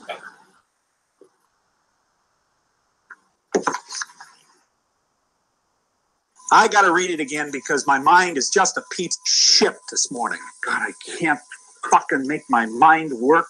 Tony, give me a towel for just a minute, please. That. I'm blinded by that fucking hot light. Goddamn son of a bitch. What do you mean I'm going to fall off the fucking thing? Fuck. Just keep running. Bullshit. I'm going to slate this fucker. All right. I haven't got time to mark this motherfucker. Here we go again. We can't hear anybody. I've been here too. It's like just, it's not like, he breaks down. Here he is. He breaks down. Turn the fucking thing off, you dumbass. Man, I'd like to kick your fucking head in. Innovation. Meet innovation. Money. Fuck. Fuck. Not even funny anymore. Son of a bitch! And the best is fucking, the best is the guys that filmed this. Like, this wasn't done. This is done behind his back. They said that he made it harder on himself all the time. I know why he was doing it. Like, all he was supposed to do was fucking talk about Winnebagos, but he kept on like trying to do these things. So he comes out, innovation, and he flips the coin and he tries to catch it. He's like, money. And he didn't have to do it. So like I saw an interview with the crew, like Tony and the guys, and they're like, you know, he made it harder on himself by trying to, he goes, he was a smart guy. So he was trying to talk fancy, except he kept screwing it up. And he goes, so basically, this guy filmed a Winnebago ad, all right? It was like a videotape to sell Winnebagos. And he did it. He pulled it off, and it was like normal, hey, Winnebago, whatever. Except the guys that filmed it fucking kept the outtakes, okay? And they made a VHS tape of it. And I guess it was in Minneapolis, of all places. Can't escape Minneapolis. So it was in Minneapolis. And I guess it started getting around in Minneapolis and stuff like that. And it became sort of, you know, underground VHS tapes in the old days, right? Became, you know, hot, you know? So I sort of became a trendy thing in the film community. You got to check out this guy freaking out and shit like that. And then they made a documentary about the guy. And it's crazy. The Winnebago man, he got fired because of it. He got fired. Winnebago found out. They were like, fuck, man. Like, we're a clean company. You can't be saying this shit. I want to kick your head in and all that stuff he was saying. So he got fired. And turned out this guy used to be, he used to be like the program director at mainstream news stations in like San Francisco, LA, Minneapolis. And after this, he quit the industry and he moved to the woods in San Francisco, and where he was never seen for like fucking 20 years until these fucking hipsters made a movie about him. It was like a little film noir documentary about this guy, about the story I just told you.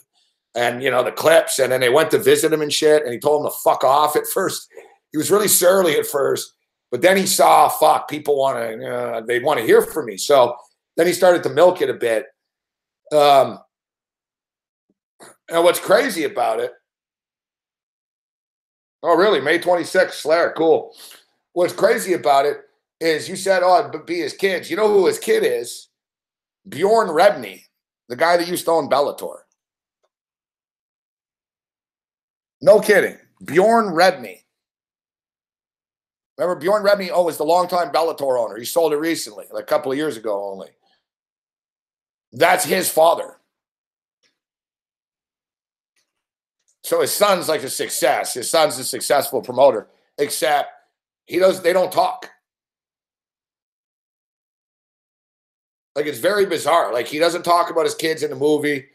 And when Bjorn Rebney was asked about his father, he said, my father's quite an interesting character, but we're not close.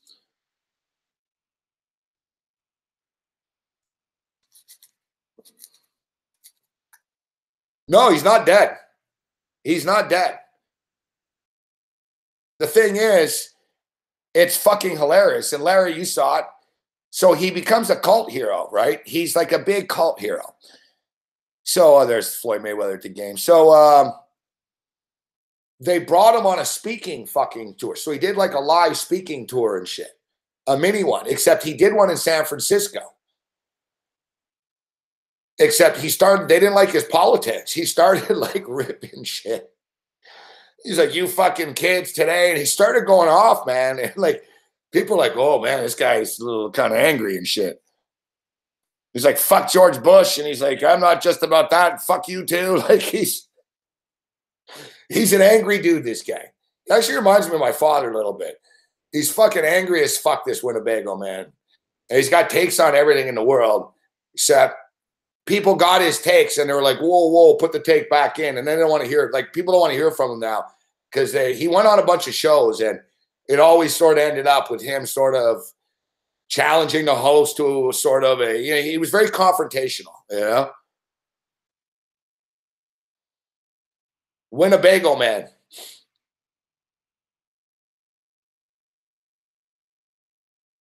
Yeah, Winnebago man. That's the name. Well, that's him. I don't know what the name of the movie is. I don't know, fucking something about Winnebago man.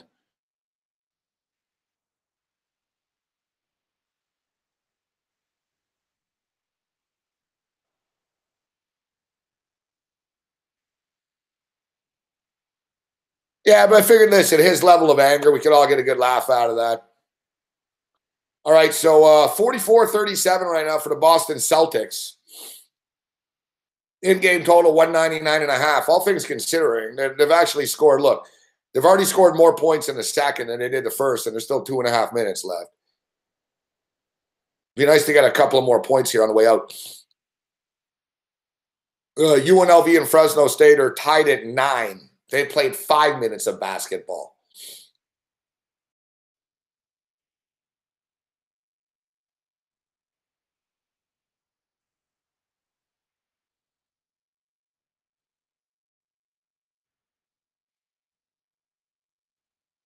Triple G won that fight. Triple G got screwed over.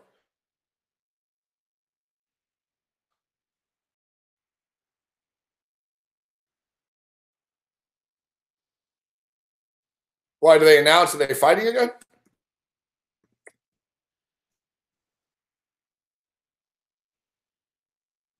Oh yeah, rematch is close, eh?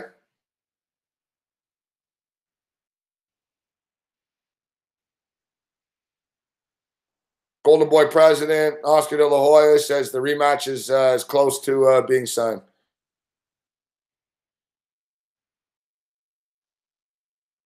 Here's interesting. Mike Tyson agreed with it being a draw. I didn't think it was a draw. Listen, I had Canelo Alvarez in that fight too. I bet on Canelo. I bet on Canelo in that fight, and that wasn't a draw. I thought he lost, and like I said, I'm not biased. I had money on him, and I didn't think he won. My money will be on Triple G this next time. No, Triple G gets older all the time, right?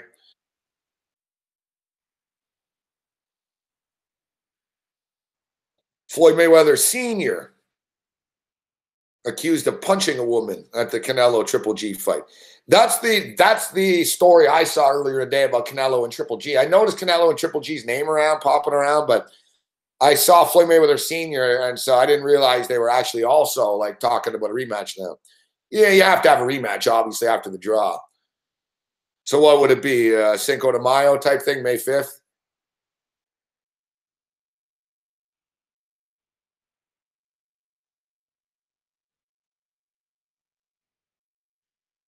Yeah, no. So basically, this is just De La Hoya did an interview and is talking about, where it's in the works. So there's nothing official here. Hi, everybody. Kevin Ioli.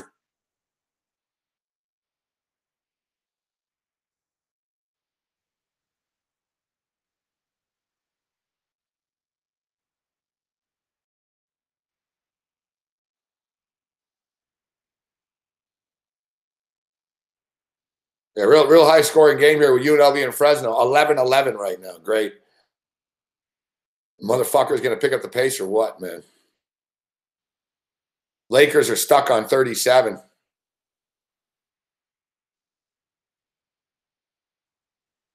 Come on, Randall. You're missing. Come on, guys. Fuck the Lakers. Like, man.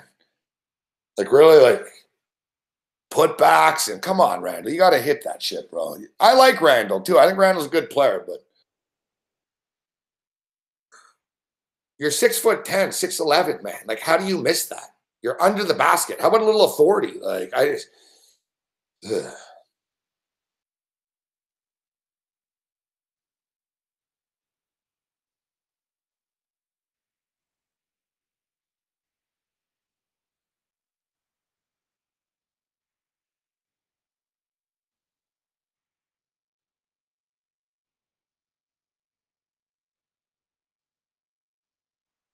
Yeah, Triple G won that fight the first time. But like I said, he's getting old and stuff, right? He's getting older. And the thing in boxing, as you guys know, I don't have to tell you, like, you sort of age quick. You know what I mean? I mean, like, there's a difference from 36 to 37. You know what I'm saying? So 38 to 39. Like, how old is Triple G? He's 36, right? Or is he 37 now, in that range? Like 28, 29? Canelo's a big dude, fuck. That was a good fight. It was a good fight, though. Like, I enjoyed the fight. I enjoyed watching it. It was a bad, it was a bad outcome, but the actual fight itself, I thought, was relatively entertaining. You know, it is what it was. Two elite fighters. It's funny, though, because remember, De La Hoya was so negative about Conor and Floyd fighting. He was like, oh, it's bad for boxing. It's going to be a circus and a debacle. And then it turned out that it was your fight that was fucking fixed, fuck. We all know it was rigged. You're right, it was, fuck. That was set up so you can do the rematch. Put it this way, if Canelo was rolling, you would have given him the win. You only did it, all right, I'm going to say it. You fucked the Russian and you gave it to the Mexican guy. The Mexican American's good for boxing. He's not Mexican American, but he's Mexican fighting in America. That's good for money. You know, Triple G, he's not, Triple G's a great boxer, one of the best boxers of all time, but he's not charismatic. He's a nice kid, and he's got that smile and shit, but he's not, you know what I mean? He's not Canelo. Canelo is a, box office machine, fuck. They saved Canelo's ass in that fight. Like, and even after, like, Canelo should have been ashamed and said, I don't really agree with it. I hope to fight him again. But instead, he was like, I thought I won type shit. It's like, yeah, you thought you won. You fucking nuts.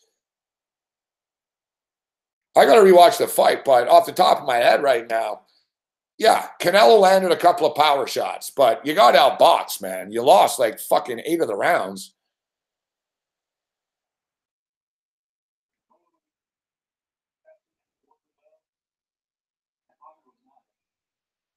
That's the thing. If you're Canelo, I wouldn't rush into the rematch. I wouldn't rush into the rematch if I was Canelo. You know it's going to happen. Just sort of wait it out. You know what I mean? Sort of like Floyd did with Pacquiao. Like Floyd knew what he was doing. He's like, let's just wait another 6 months here. He's going to just let him age a little bit more. Like, you know. So if you're Canelo, you know, you don't want to, well, let's do it in 2 months type shit. You know, let's stretch it out a little bit here.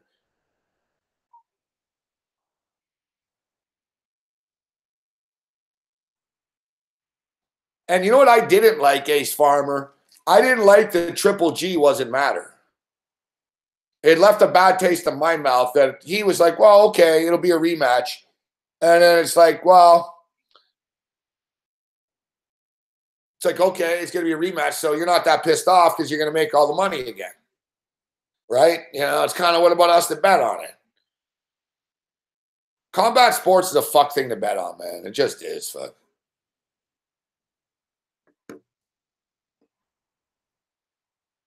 They haven't announced it yet to one. I'm on the over, Flaherty. I don't know about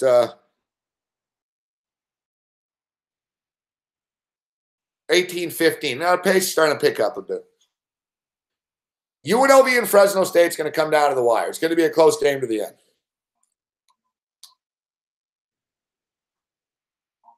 All right, we'll take our first break of the evening. So we gave you 90 minutes of rage right there, and I think we probably ripped quite a few things. Super Bowl in Vegas, that's going to be off the hook.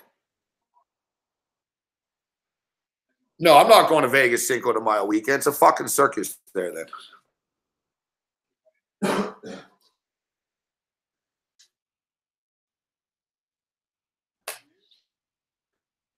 Too expensive for the fights, too.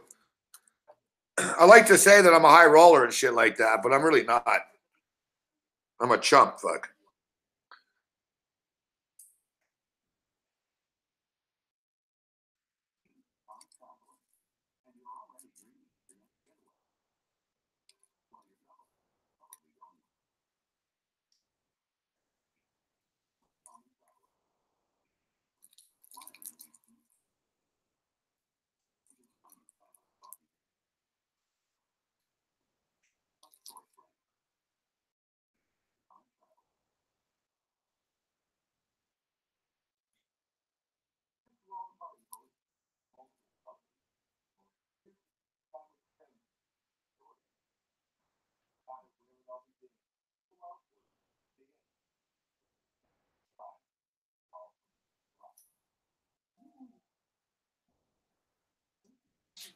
The cheapest ticket for the Canelo Triple G fight last time, off the top of my head, I believe it was $1,500, guys. It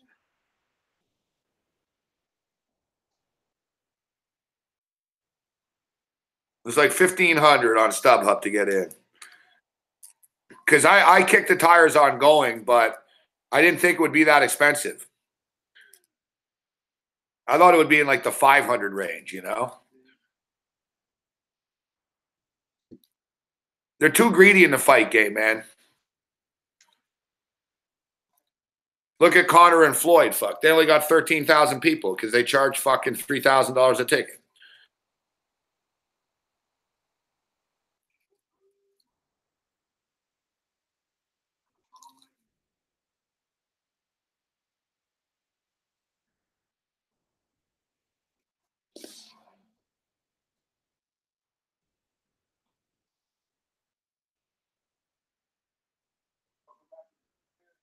Yeah, Cinco de Mayo is known as like the biggest sports day of the year. Kentucky Derby, Always a big boxing match. NBA playoffs.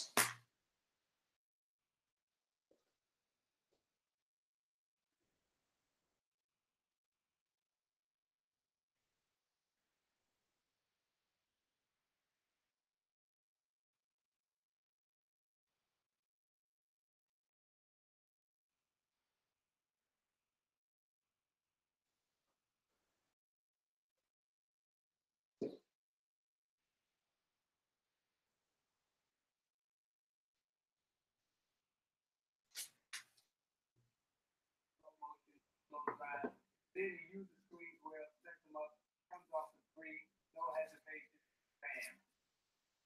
You know the Lakers, when they first started the game, you got to figure out a way to stop Kyrie. Kyrie is really good at doing using screen, also coming off the bounce. It's a very difficult cover. And I look for the second half of him to have a better second half. Check, the Lakers started their response for 14 points, but your boy, Kyle Kuzma, he has 11. Talk a little bit about how you like it. I love this game because he always all the games that miss him, he reevaluate. He plays a great energy. He's already a superstar in his first year. Plays a lot of energy. They don't really have a good team. A couple great veterans around this kid, he can shine. But hey, soft shot, go to the building, and you know what? Not only do I love him, his teammates love him because he does this. He shares the ball, he shares the work. I like this kid because he plays like, hey, you already picked me? First 26 pick. You don't mess up. I agree. One of my favorites too, especially my favorite Laker, just because he can get his own shot, he can create for others, and it's rare that we're finding guys, especially at 6'8", who can start to do that. Create his own shot, look for others, and be a rookie to come out and assert himself like he belongs every night. He got the swag, everything in LA. What about Clarkson? Coming off the bench this year, you heard, ball other players are coming in there. I heard he was great. Everybody thinks everybody, You see somebody like him, I think he's actually found his spot. He's found his little will for the Lakers, and now it's important for the Lakers to start to really build around these components and these pieces that they have. But your bench is shored up now with Jordan Clarkson coming off the bench. You have that potent figure, and you shouldn't trade him because he's actually keeping you. No, the Lakers are playing well, and they found good chemistry after the little blow up. A couple of weeks we were talking about them having a blow up in the locker room, but after that, they seem to get together. Ball has come back, and they're playing really well. I love the chemistry of the team right now. Somebody laughing over it. I think they're playing well too, but you gotta watch your back in this building. Place. How they playing well? Good place.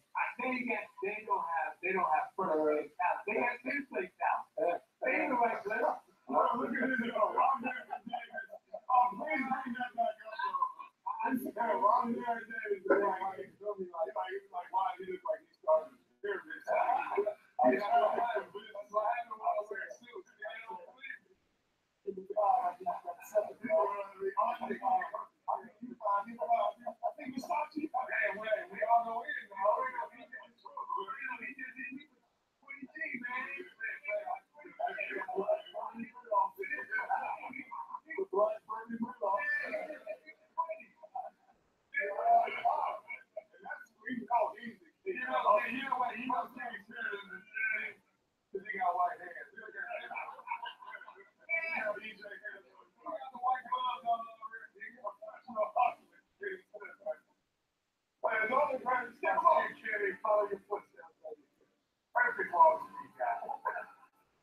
Welcome to the American Express halftime report. On American Express, the official card of the NBA.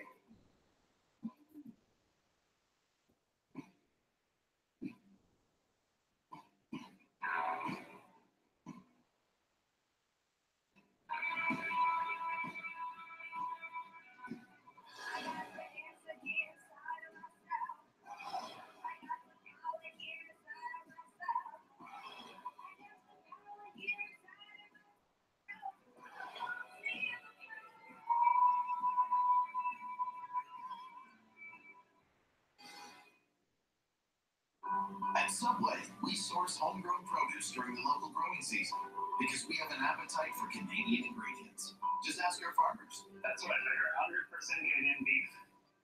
And don't forget, over 1 million pounds of cucumbers hand-picked right here. But it's about more than just supporting Canadian farmers. Last year, Subway partnered with food banks to help people in need by supplying them with 1 million meals. On top of all that, they make good food.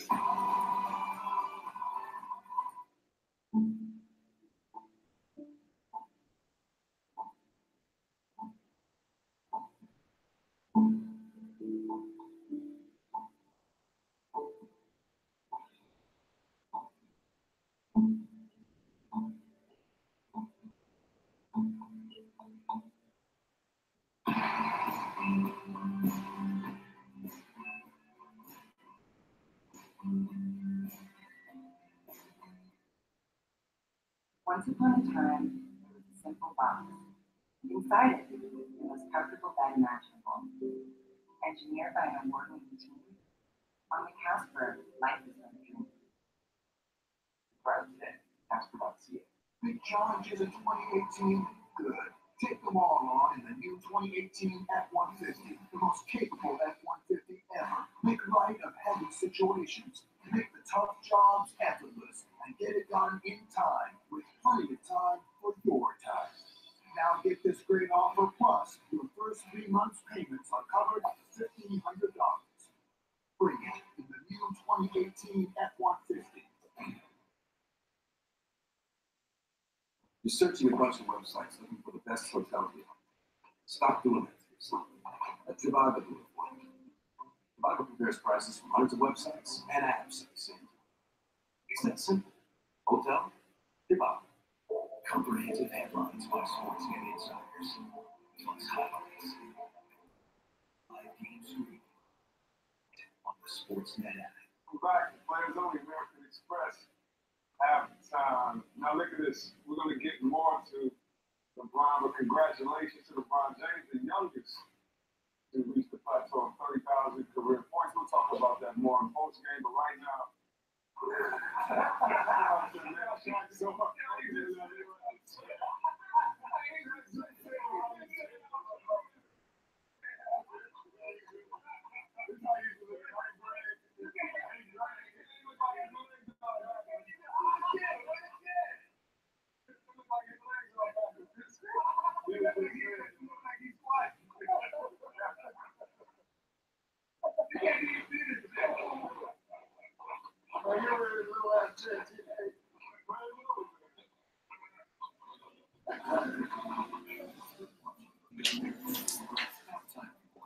American Express, the official card of the NBA.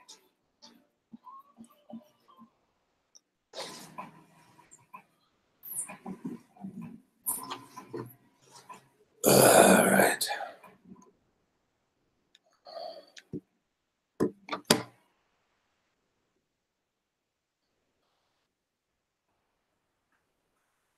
It's 27-24 right now for Fresno State with 5 minutes left in the first. No panic. In-game total is 149.5. We need 154. We're up by 5 points. Get some fouls. Gets a couple of buckets on the way out here. It's a little lower scoring than I would like, but if we can, hopefully we can get what they're at 51 right now. It'd be nice if we can get to 70.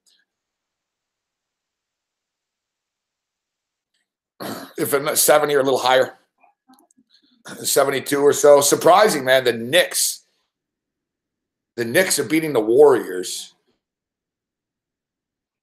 I'm watching a Celtic game and a Laker game. I'm not watching this game. So it's 60-58 at the break. It's right on the total, actually. Second half numbers. Golden State Warriors minus 12.5, over under 110.5. I'd lean over 110.5 here in the second half. Warriors probably come back, but are they going to win the game by 11 points? I don't know.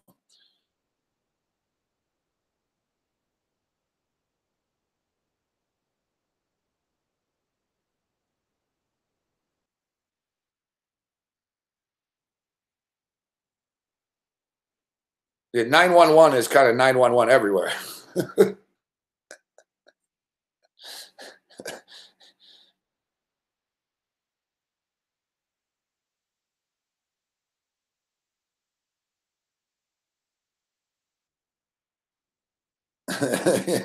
Your mind's blown.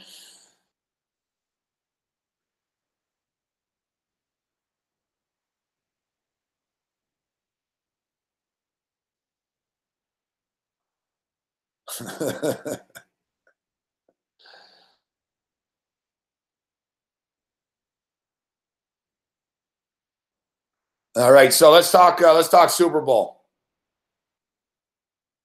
Let's talk Super Bowl. Now, for the record, too, Craig West says, "Oh, you hate the Eagles." I don't hate the Eagles at all. I really don't. Honestly, like as far as the Eagles are concerned, with me in my entire life, I've thought favorably of the Eagles. I've been an Eagles fan, but I haven't like I've never hated the Eagles. You know what I mean?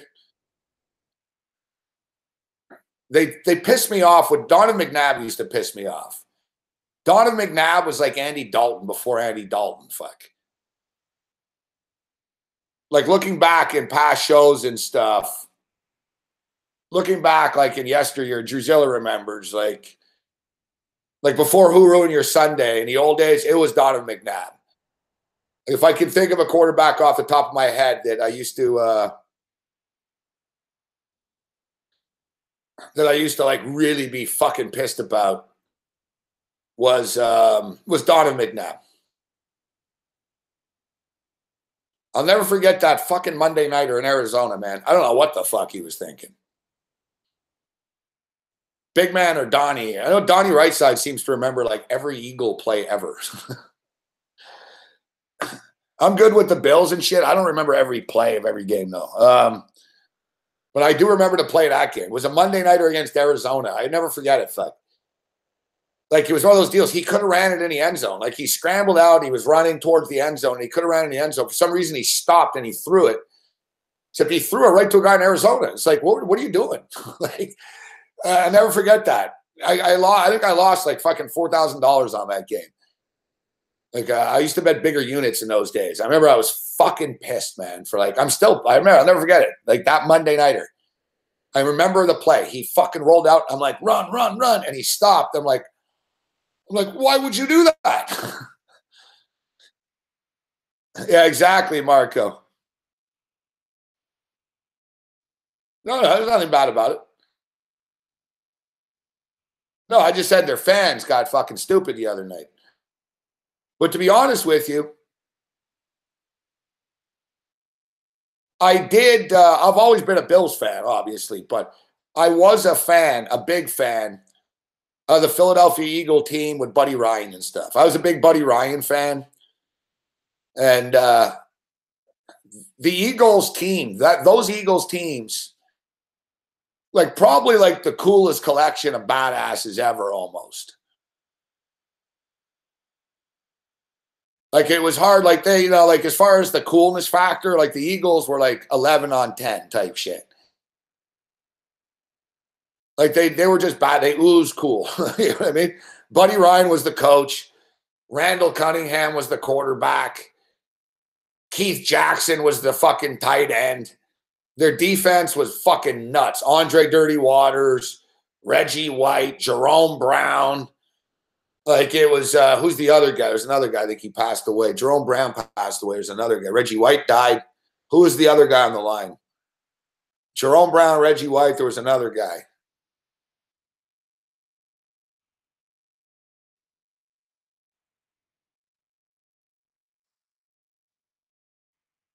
Like, yeah, I was a big Randall Cunningham fan. In fact, that game against the Chicago Bears, that Eagles game, is one of the more memorable games that I remember actually in my life. I remember them all, but like as far as classics and craziness and being a big deal, like I remember I was fired up. I'm not even like an Eagles fan, but I remember I was fucking stoked for that game. And of course, it was the fog.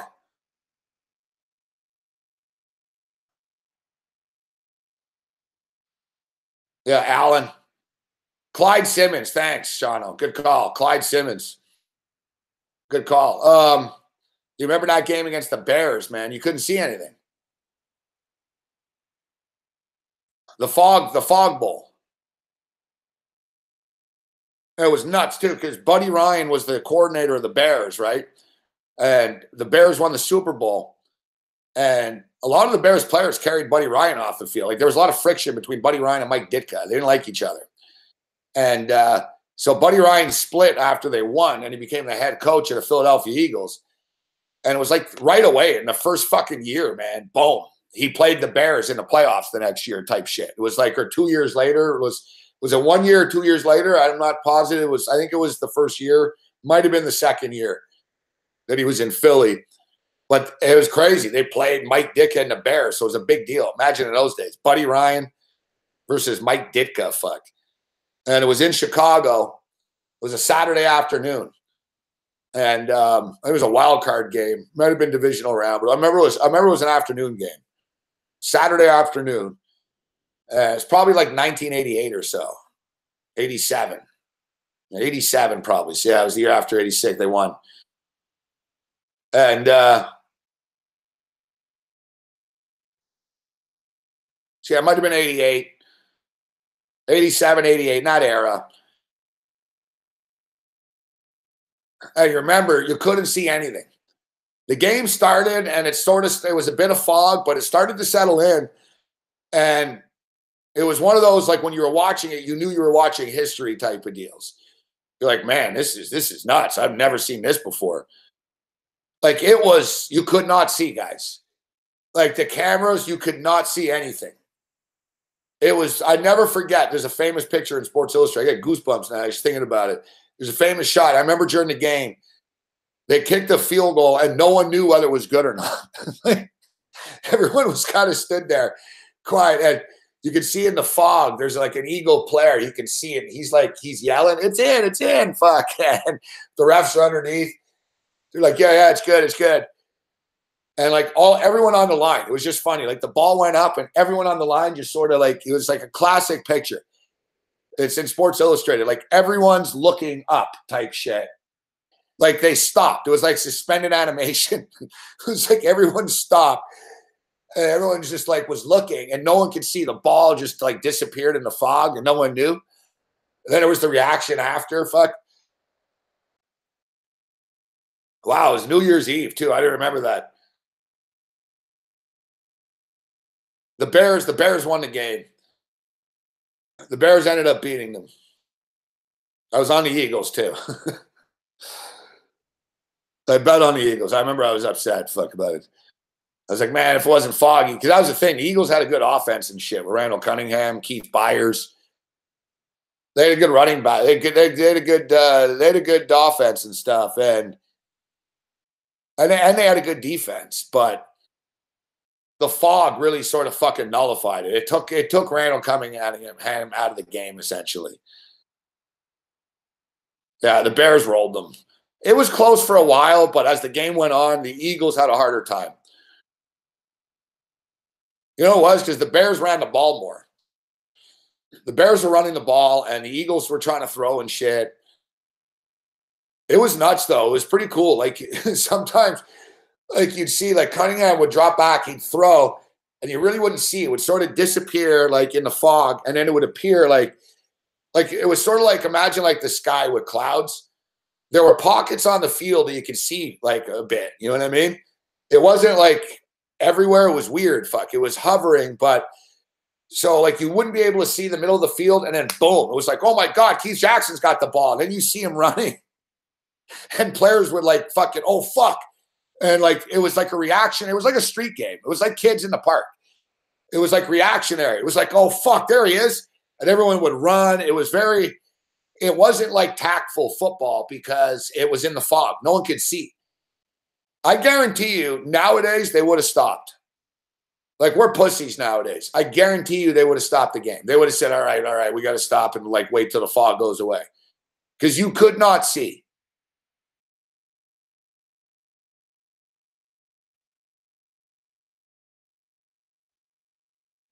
Fuck, was that the same time, like, off the top of my head, oh, man?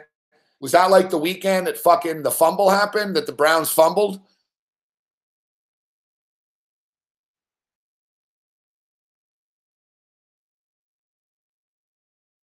which is known, of course, as the fumble. Like, yeah, if you guys are younger, I know we got some younger guys. If you guys are younger, you don't realize, like, the Browns actually, like, used to be good. Like, the Browns made it to the AFC Conference Championship game, like, 2 years in a row, and they lost in, like, the most painful fashions. Like, it was brutal. It was fucking brutal.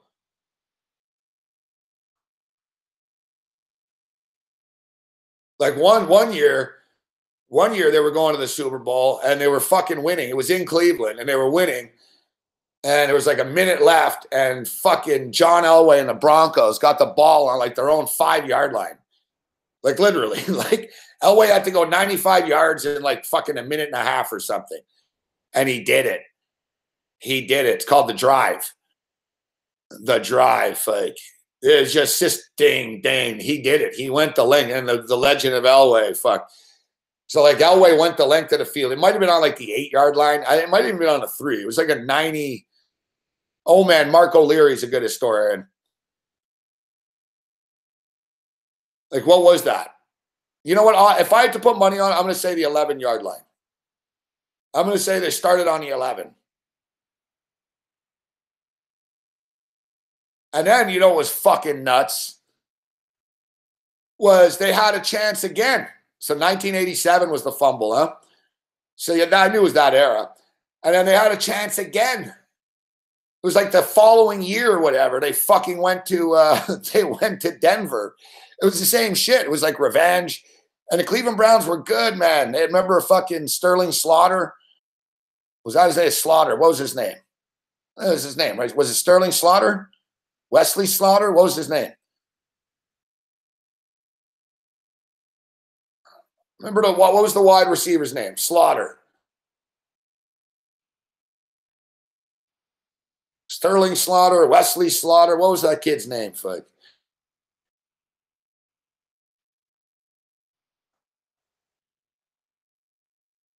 Webster Slaughter. Is it Webster or Wesley?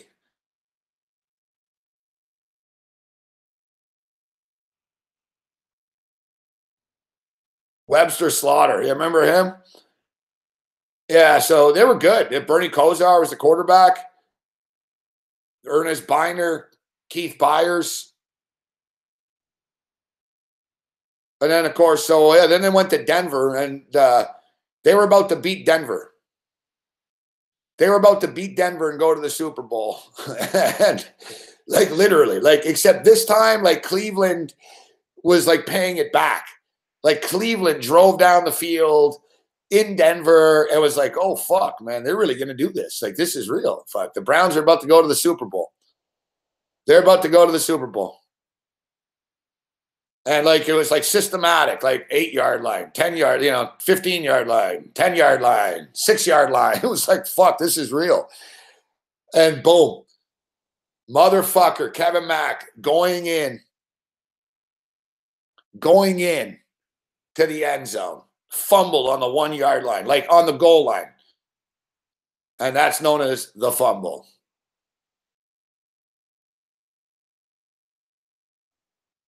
I remember, thanks, Joanne. I'll take a look if I get through this.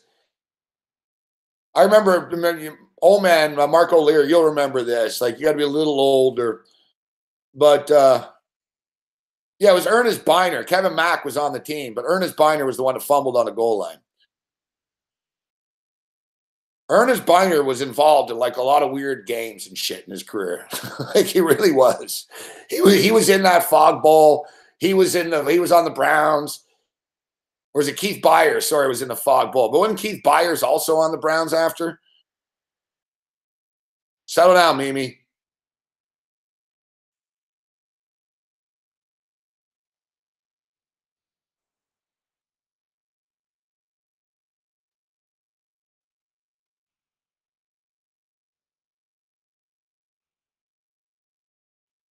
No, I've never been to Cleveland before. I've been to Cincinnati, but I've never been to Cleveland.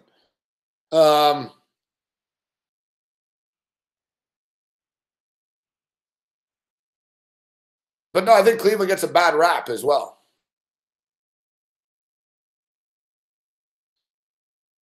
Mr. Clean's bigger than I am.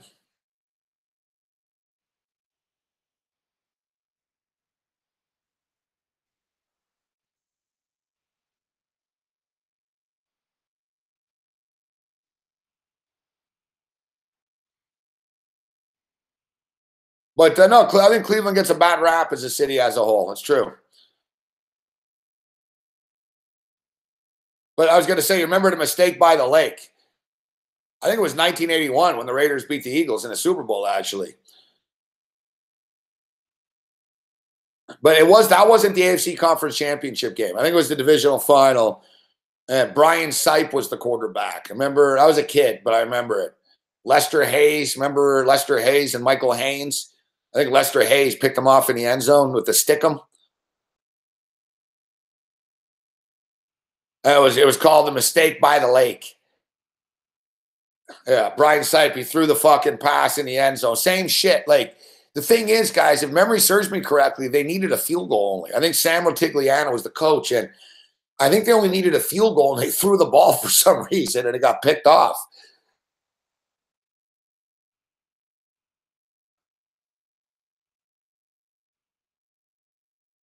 Don't encourage Mimi. Yeah, Cleveland Municipal Stadium. The mistake by the lake.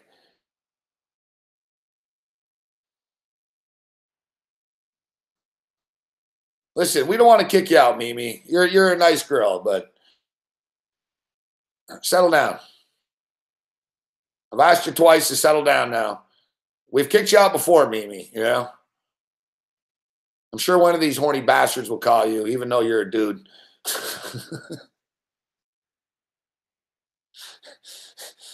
Bobbert's calling right now.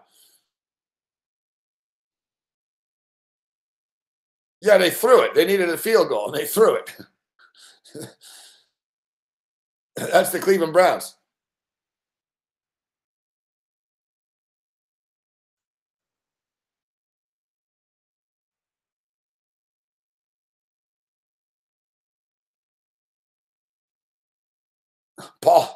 Paul says he's not impressed with the and he leaned on the second half. Now I'm already on the over, dude.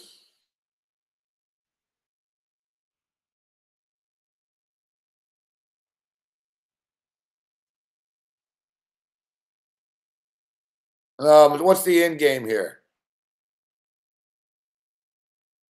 So it's 144. Well, 79.5.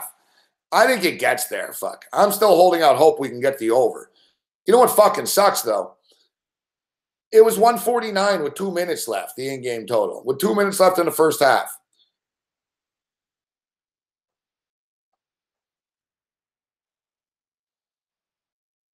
The Laker game has played itself back into business. The in-game total is 207.5 right now. But yeah, I would lean second half over. The UNLV, and it's pretty low scoring for a UNLV game. I swear to God, they're 15-3-1 to the over. I must have been on all 3 losses. Fuck. Like, all 3 times it stayed under. I must have been on it.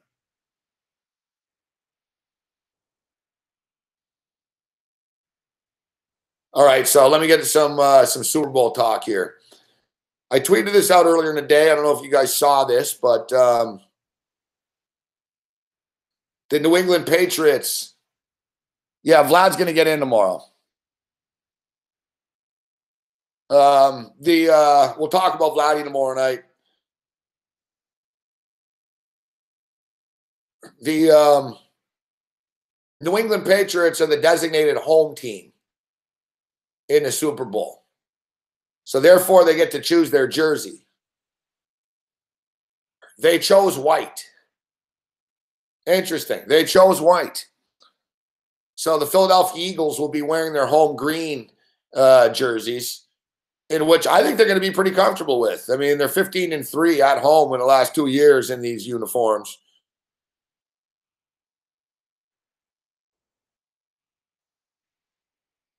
But a little bit more dynamic to just, all right, so they pick white. Let's get into the numbers here. Why did they pick white? Because Tom Brady is 3-0 in Super Bowls wearing white.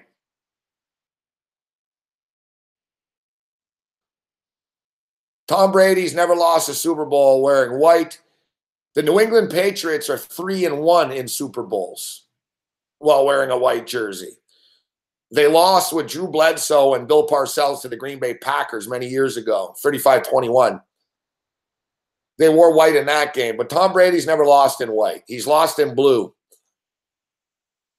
So they're 3-1 in white. They're 2-2 otherwise. But you know, this is what's insane. Is 4 straight years the team that wears white has won the Super Bowl. 12 of the last 13 years.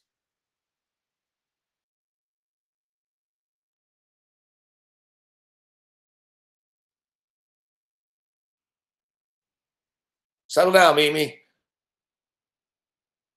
You're like Caitlyn Jenner. Unless you go all the way, you're not there yet. Can't believe I'm debating this with you, but just change the subject, right? What are you guys asking them? What are you asking them for? Fuck. Settle down, Mimi. Motherfucking show. You never know what you're going to be discussing in our fucking. Yeah, we all suggest that you fucking hang on to your dick. You're going to regret it, Mimi. Just wear your skirts and shit, and wear your dresses, and do the share shit, and fucking hang on to your dick.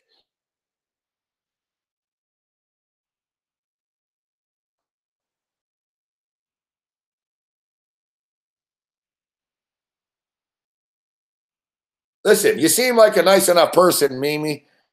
I'm not judging you. I've got no issues with what you do, but this isn't the right chat room for you. We're talking sports here, Mimi. All right? There's a million chat rooms right now, Mimi, that people will call you. Happily call you. And probably do video chats with you, too. This is not the place. You're in the wrong place, Mimi. You're free to stay, but, who do you like in the Super Bowl, Mimi? Give us a Super Bowl pick, Mimi. Otherwise, you know what? You're gone.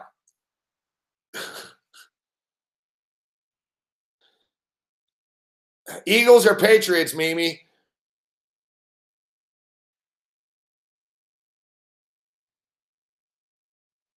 Eagles or Patriots, Mimi? All right, Mimi.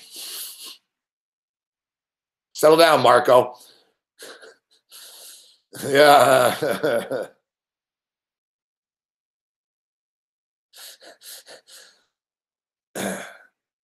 Listen, Mimi, if you give us the right pick, we'll make you a guest on the show. How's that, Mimi? You give us the winner, we'll put you on.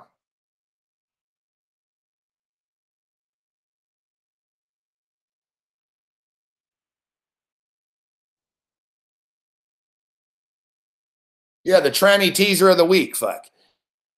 We'll have a segment, fuck. The tranny teaser of the week with Mimi. What up, Mimi? What's the tranny teaser of the week this week? Eagles plus 12 over 41, Gabe. Super Bowl teaser. Thanks, Mimi. We'll get a sponsor and everything. The tranny teaser of the week.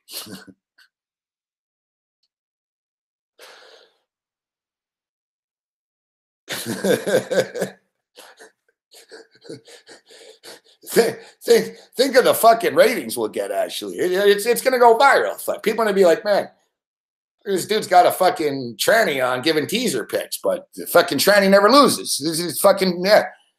It's the tranny teaser of the week.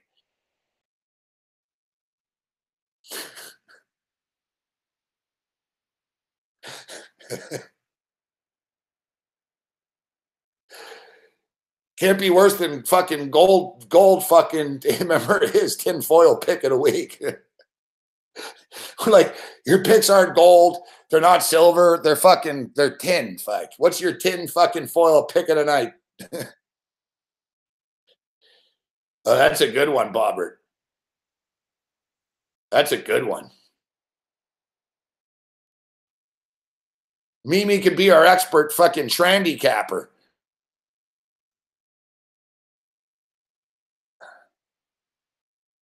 And we need see, I like Mimi. A sense of humor. See, we like your style, Mimi. You're not upset. Oh, you know. We're inclusive here, Mimi. But just don't flood the chat here, all right? You gave your number out, you know, it's enough. You made your point. The trandy cap. Bro, it's a trandy cap. I love it. The transsexual teaser of the week.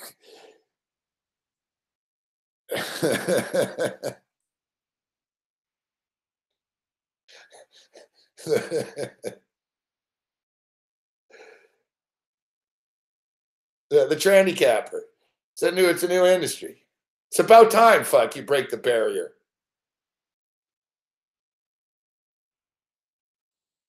It's about time. We have seriously, there's no transsexual handicappers in the business. Maybe you'll be the only one.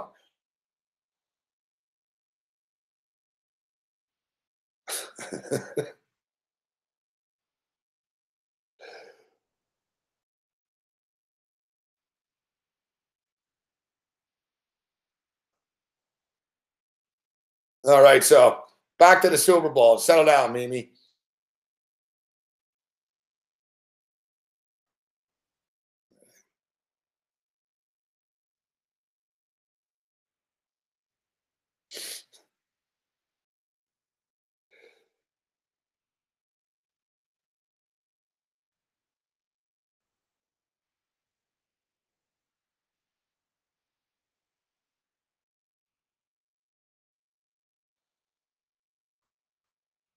Mimi needs a timeout. Like, once Mimi starts talking about his dick getting hard and shit, Mimi's gone. We said we were inclusive here, Mimi, but you crossed the line.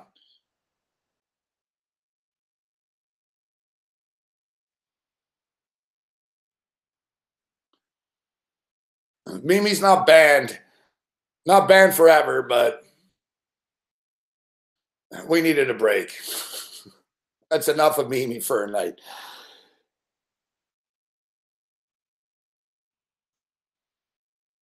Yeah, the pimps, the players, the hustlers, the trannies, and the people that bust them. No, Mimi is the everybody else in between.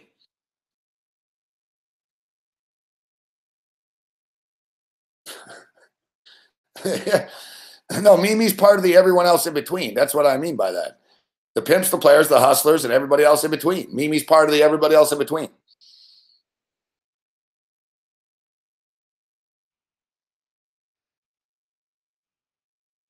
Yeah, Mimi's gone this evening. All right, you guys are gonna have to get by without Mimi here.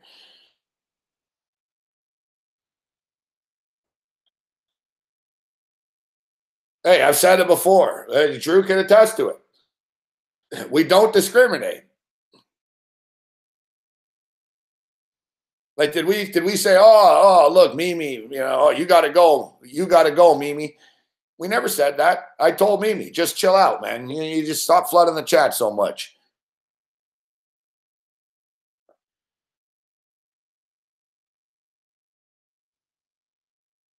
Oh, yeah, you guys don't know, but I exposed Bruce Chat as being match fixer the other night, too. I exposed. Yeah, where's match? It's funny you asked that, Bruce Chat. You just read my mind, Bruce, because I said this before your comment even typed. It's funny you say that. It's funny. Bruce Chad sent me a tweet the other day telling me what match fixer was on. Bruce Chad is match fixer. So all you guys that are mad about going 1-6 last week, fuck, blame Bruce Chad. Hashtag blame Bruce.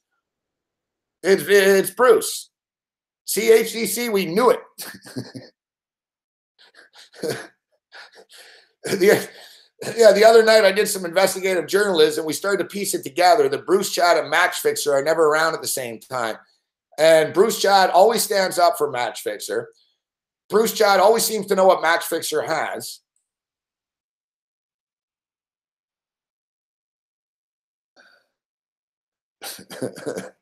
Hey, what up, Matthias? Good to see you. We met Matthias at the IFBC. Yeah. Blame Bruce. Start the trend. Hashtag blame Bruce. Me too. We're going to start a hashtag movement. Me too. I was fucking screwed over by Bruce's picks. Hashtag me too. Hashtag me too. Hashtag blame Bruce.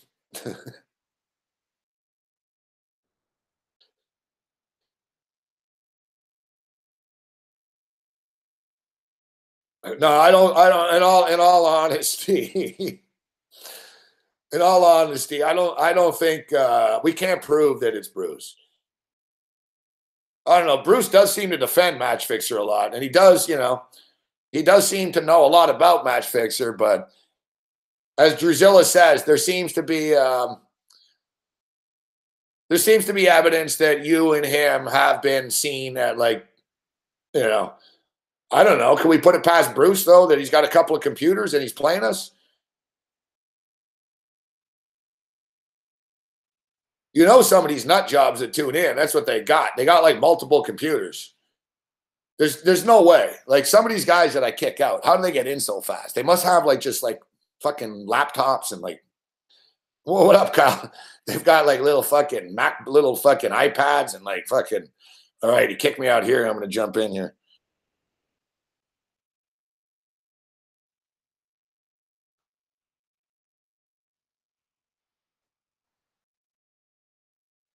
We should have, like, a handicapping contest, and the winner fucking gets a weekend with Mimi.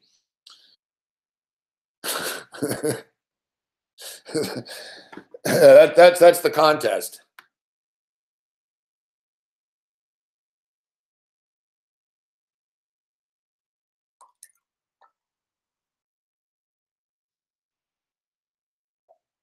See, even HDC noticed.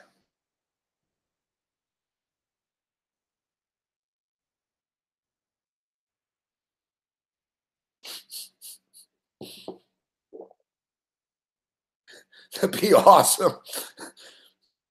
Yeah. You win a weekend with Mimi. Anything goes, fuck. No one judges.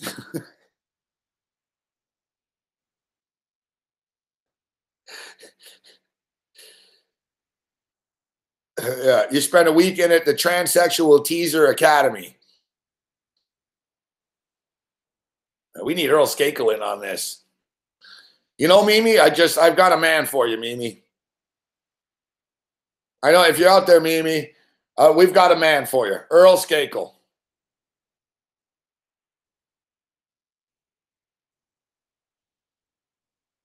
Yeah, like exactly.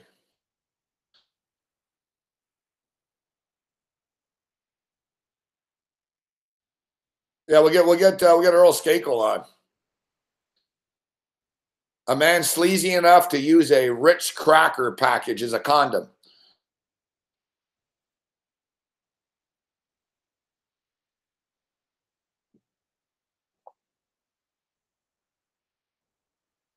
All right, we put you in a timeout, Mimi. Learn from it. Because the next time we're going to boot you out, you're going to be banned for the next couple of days. Now we got a weed guy here. What's going on here? It's fucking shit show tonight.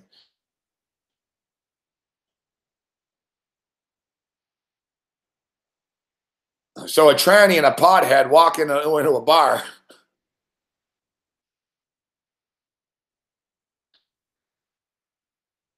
I don't understand you not your friend. You have such a negative name, not your friend. Yet you want to give away weed. This is unbelievable. What other show are you going to get offered free weed and free blowjobs?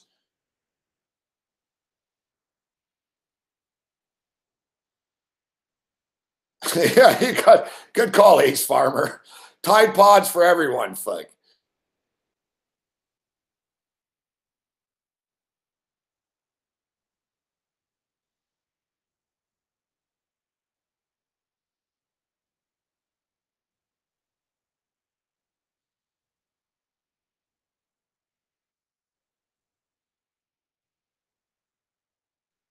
All right, so Now, Laker night, it's not the Laker fans. It's our own freaks. I told you, the world's in a weird place this week. All right, I've had enough, though. I want to talk about the Super Bowl, so you guys have to go. I smoke weed by myself, right? Settle down, not your friend. Fuck.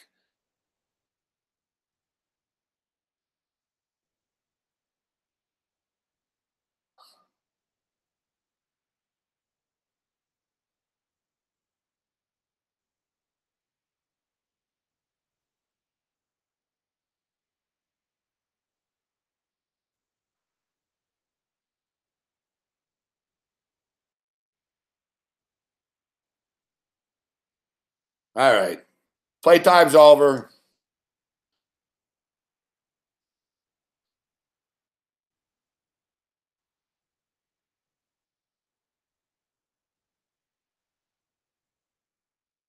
Mimi? Mimi, let me ask you a question.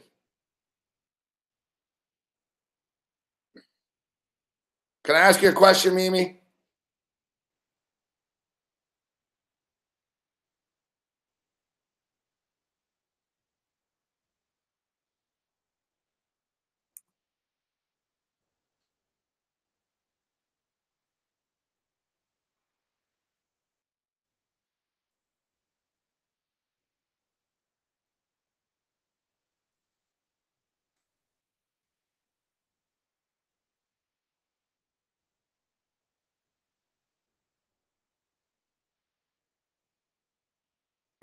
Mimi, do you know how to dance? Do you know how to dance, Mimi? You're gone!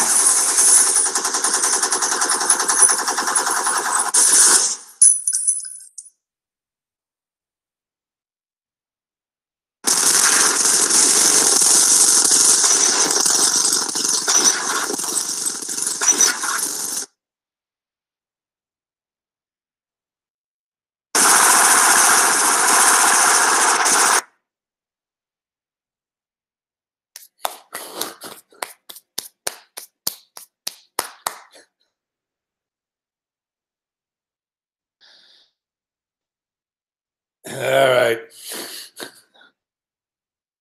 Playtime's over.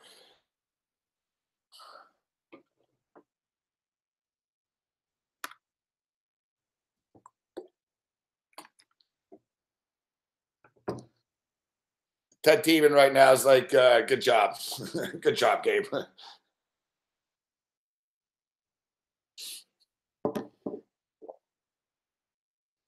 Settle down.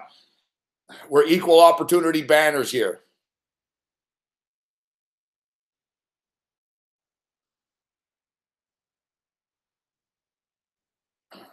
So as I was saying, 12 in the last 13 Super Bowls, guys. Listen, say what you will about this. I mean, are you going to bet on a team because they're wearing a white jersey? No. But the fact of the matter is, the last 13 Super Bowls, the winner wore white 12 times. 12-1. 12-1, last 13 Super Bowls. Team that wears white.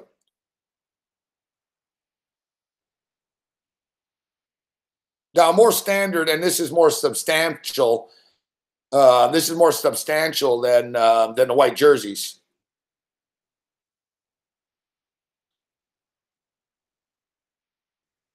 But the last 7 Super Bowls, the team with the higher ranked defense, and good call, Muhammad.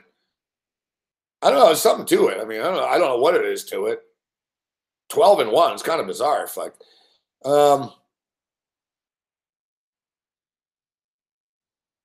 But as a whole, guys, the team with the higher ranked defense has won 6 of the last 7 Super Bowls.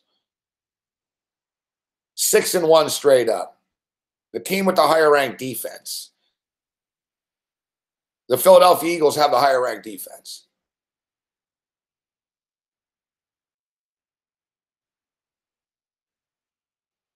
This is something that's interesting as well. So we talked a lot last night about the MVP props for this game. And I did a lot today with Morency on TV again. And I'm starting to, sort of figure it out a bit. I think the MVP is, listen, it's going to be Tom Brady if the Patriots win, which they probably will, but I think the Eagles could cover. And Eagles could win, but, why? Basically, the same thing happens all the time in these Super Bowls with the Patriots, with the exception of the Giants game. No, those two Giants games. The Patriots will struggle in the first half, and they'll end up fucking winning by 3 points or 4 points or something. But this is interesting. Since 2002, guys, the MVP of the national, so forget about MVP of the Super Bowl, MVP of the regular season. Who is the MVP of the regular season this year? They haven't announced it yet. They announced it the night before the Super Bowl. Like that award show thing. So who's the MVP of the NFL this year? Tom Brady. Carson Wentz maybe would have been the MVP. Could have been the MVP. But Carson Wentz got hurt. And now, I don't know.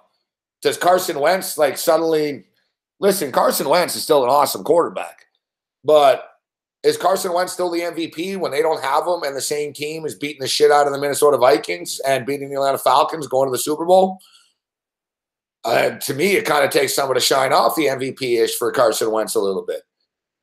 It's like, look, I don't know, the team's fucking functioning without him. That's the definition of MVP. But anyways, so I'm saying if the regular season, if Carson Wentz doesn't get hurt, you can make an argument Carson Wentz would have been the MVP. Tom Brady will be the MVP, all right, this year. It was Carson Wentz and Tom Brady in the running. It will be Tom Brady now. So regular season MVPs,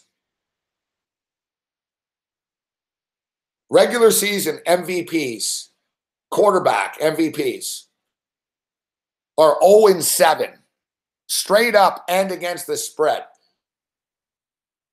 The last 7 quarterbacks to be named MVP lost the next day. And so it's 0-7. This isn't like a random shit either, like with the jersey shit. There's something to this. And remember, Cam Newton was the MVP and lost. Last year, Matt Ryan was the MVP and lost. Overall, it's not just, okay, it's been a 7-year run of this. Since 2002, it's 0-7. 7 times since 2002, the quarterback in the NFL has won the MVP and been in the Super Bowl. He's lost the Super Bowl 7 straight times. As a whole, it's happened 20 times. 20 Super Bowls, 20 times the regular season MVP was a quarterback and played in the Super Bowl. 6-14 all time. 6-14 all time. So it's not just a little body of work from, okay, the last 7. No, we're going all the way back now.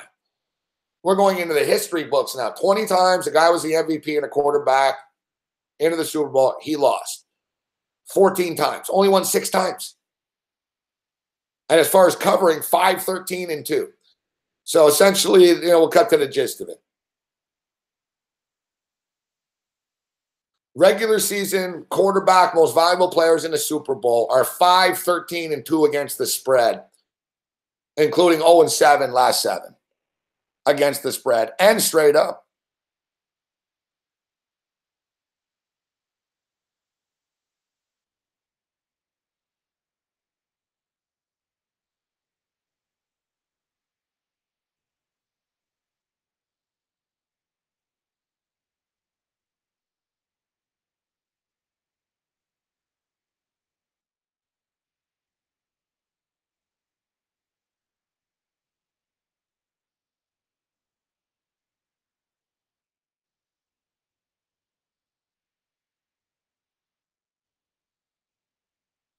Now, what's interesting, though, we talked about the defense.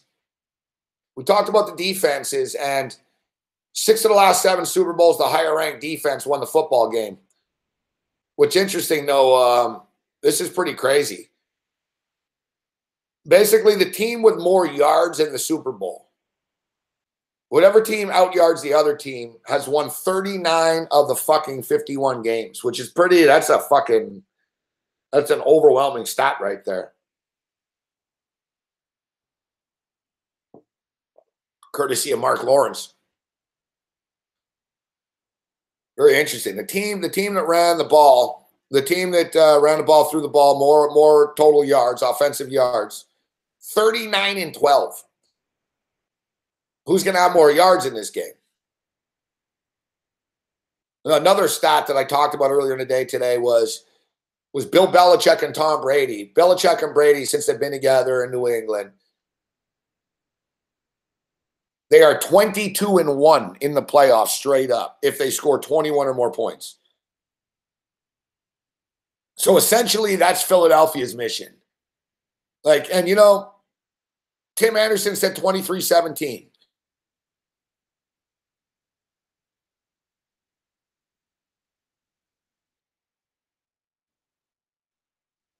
Actually, you know what? I think it's 23-2. That's the thing with these stats, though. It's always, it depends on what the number was there and here.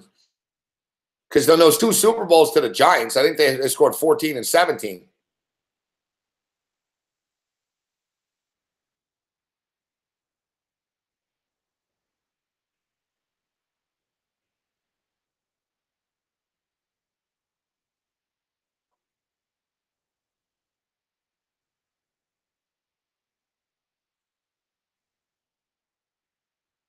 Over-unders in the Super Bowl, there's not much discrepancy.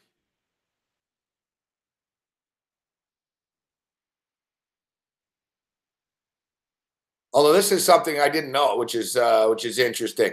There's been 27 overs and 23 unders. So 27 overs, 23 unders. Yeah, but there's been 51 Super Bowls. How come? What about the There was no under or over for the first Super Bowl. There was no total. There was a point spread, but there was no total.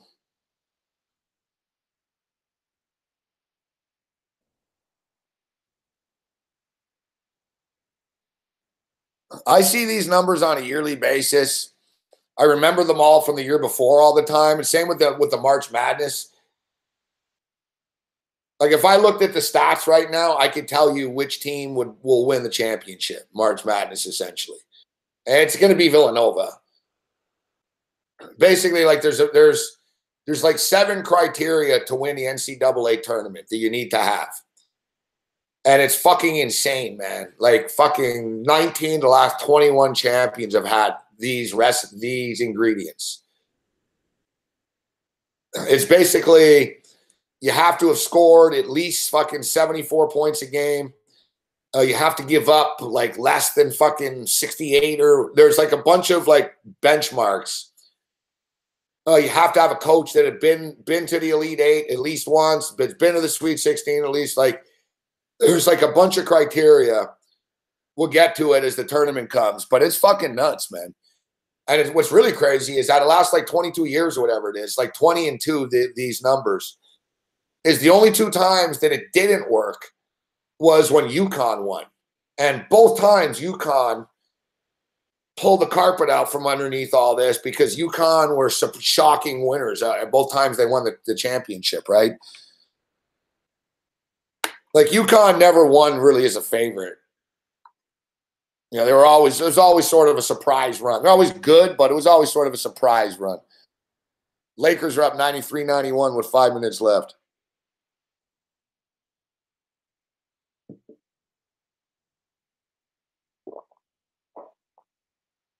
People talk about Nick Foles, and they're concerned about Nick Foles. Nick Foles has completed 49 of his 63 passes in the playoffs. It's fucking incredible. You know what his QB rating is in the postseason?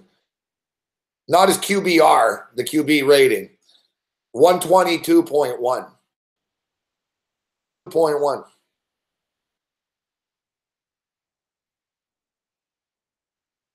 Yeah, unbelievable. 49 of 63, 598 yards, 3 touchdowns, 0 interceptions in the playoffs.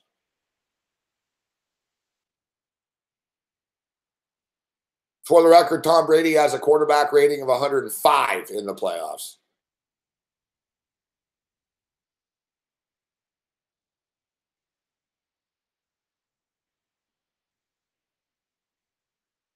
You know, and I've been talking about this for the last couple of days. I've been fascinated by the stat that Nick Foles, you know, look, so 49 to 63.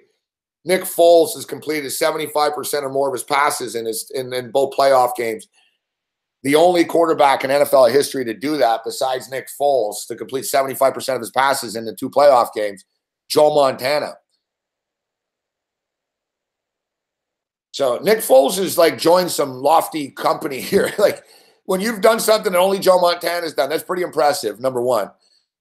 And what's crazy about this is Nick Foles owns the second best interception to touchdown ratio in NFL history with a 27-2 year.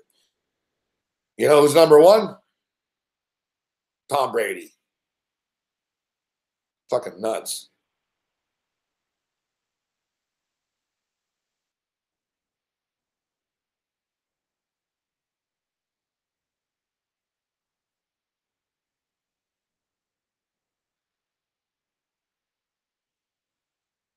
The total's dead in the Rebels game. They're not scoring. They've scored 31 points. And look at this. The Warriors are just totally, we talked about it on flicking the switch. They're fucking killing them. Now it's 112-94. They were down 2 at the half. Now they're up 18. So they're outscoring them by 20 points. Meanwhile, the Celtics, the big bad Celtics that I'm a Raptor fan that I'm supposed to be scared of. People are like, you're not beating the Celtics. Yeah, I know. The Celtics are just so great. I know.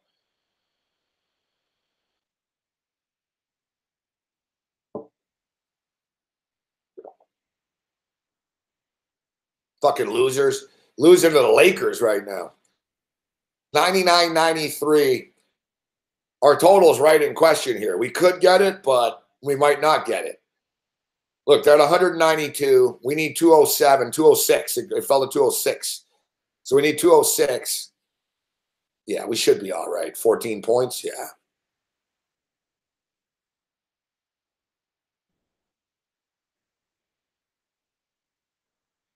UNLV and Fresno, we might need overtime. It's 141 in game right now. We need 154. It's 52-48 with 10 minutes left. You know, if there's a bunch of fouls and there's a little burst of points, fuck, we can get there. But I said that about 40 minutes ago. It's not happening. It doesn't open up. Of course, huh? Of course, why would it?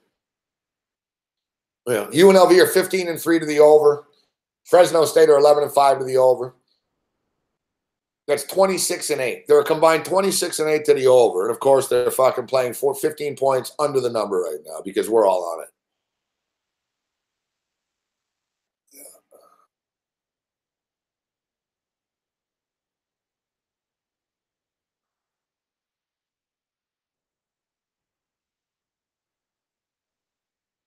I hope, Andrew.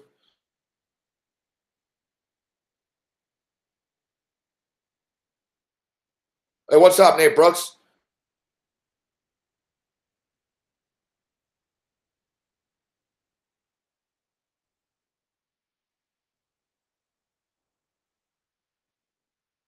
Yeah, you remember the system, Brooks. Exactly. It's no joke. It's 20 years, dude. 21 years. 19-2, 20-2, whatever it is. 19-2, 20-2. The only 2 exceptions are UConn, both fucking times. Every fucking year, Brooks, it hits. You know it.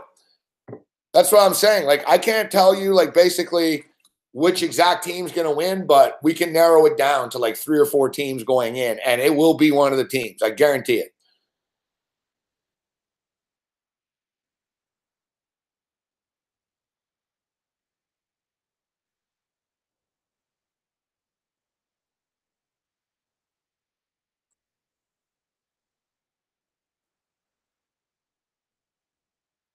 It's basically you need a coach that's been to the fucking Elite 8 before at least, or maybe the Final 4 once. But the Elite 8 is like a criteria.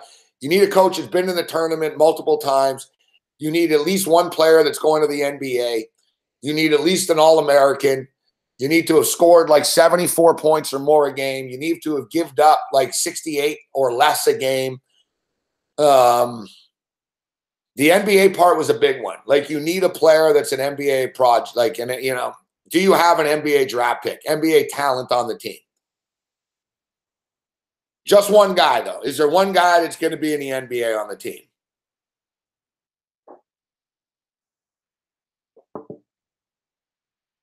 I think it's, you know, you need to have shot fucking, you need to have rebounded a certain percentage. Like I said, I'll get the criteria again. We're still a little ways away from it, but it eliminates a lot of good teams, though. Like, if you guys remember, and Brooks has a good memory for this stuff. If you remember, Brooks, the Oregon Ducks were on the list, remember? And they made it, even though they had all the injuries and shit.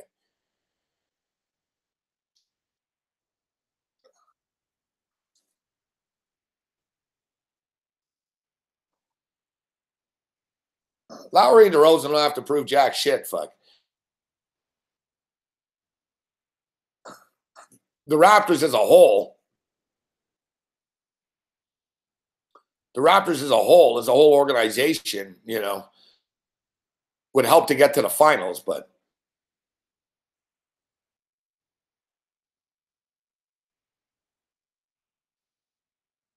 Kyle Lowry and DeMar DeRozan fucking took the Raptors to the Western Conference Finals 2 years ago.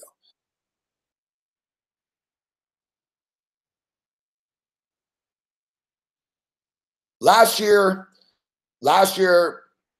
I don't blame Lowry or DeRozan. Lowry was hurt. Fuck, he didn't even play. But you can't judge last year's playoff run by the Raptors. The Raptors had issues last year. They had a chemistry problem. There was infighting on the team. They're back on the same page again now, everyone. You know, look, it's like we see it with the Wizards right now. I don't know if I talked about it. I've been talking about it on a few shows, but with the Washington Wizards, I talked about Malinsky last night. The Wizards had a meeting, guys. John Wall had a meeting. He's like, we need a team meeting. We need to talk. And I guess it got worse. John Wall, fucking people didn't like what he was telling them. And I don't know if Bradley Beal told him off, and then everyone started fighting, basically. Like, it got worse. And then they admitted it. And publicly, John Wall's like, yeah, I called a team meeting because I'm the leader and I thought I should whatever. And he goes, I ended up making it worse. He goes, I don't know. I don't know what to do. I made it worse. Bradley Beal was like, that was a big fucking waste of time. And it just pissed everyone off more. It was pointless. And we got problems and fucking guys fucking need to stop crying and everyone needs to shut the fuck up. Like, and then basically they go out and they lose by 30 to the Mavericks after, right? It happens. Like, Malinsky brought this up last night when he said, these guys could have been together a little bit too long. You know what I mean? And I think last year with the Raptors had some success. I just think they were rubbing each other the wrong way a bit. I think they needed to all sort of have a talk, but they got through it.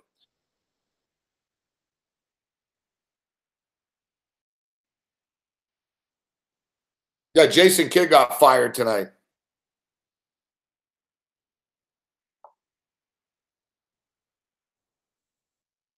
I agree, though, Alex. I'm not saying the Raptors haven't had playoff disappointments, but it's a cheap narrative that people bring up. I don't see other teams. The Raptors have been one of the most consistent teams in the NBA over the last 4 years. Like, if you add it up, and even in the playoffs, like, what other teams are going to the finals every year? You know, the Raptors were playoff chokers. They had a hard time getting through it. Remember when they couldn't beat the Nets and shit, and they couldn't beat anyone. And, you know, they got through that. Last year was kind of a fucking train wreck at the end. The chemistry was bad.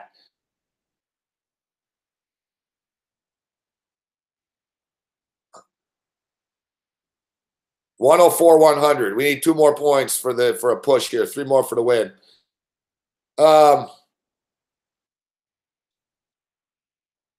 We'll find out, Joey. You're right. They might be that team. That's a good comparison. The Washington Nationals. Because the Nationals are fucking good in the regular season. The Raptors are fucking good in the regular season. But you're right. As a whole, they need to get that stigma off. Yeah, they need to go to the finals. I'm not going to lie. But as far as DeMar and Kyle have something to prove, I mean, yeah. They're fucking Olympians. They're gold medals. They're multiple All-Stars, and they have hundreds of millions of dollars. I don't think they have anything to prove. DeMar DeRozan is like a top 5 scorer in the NBA, like multiple years running now. Man, we can't get this fucking extra couple of points. I think that's a very good comparison, though, by Joey Crawford.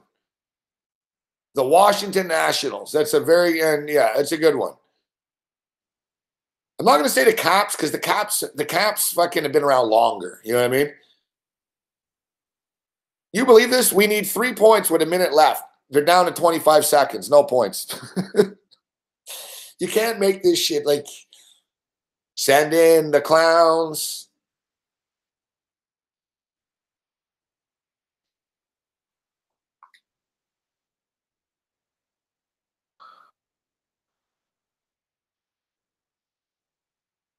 Like the Washington, listen, the Washington Capitals, they've been choking forever. You know what I mean? The Nationals and the Raptors are good comparisons because they're newer franchises and they've been pretty dominant and consistently fucking good, but it's the same shit. They get to the playoffs and it's like, all right, you know.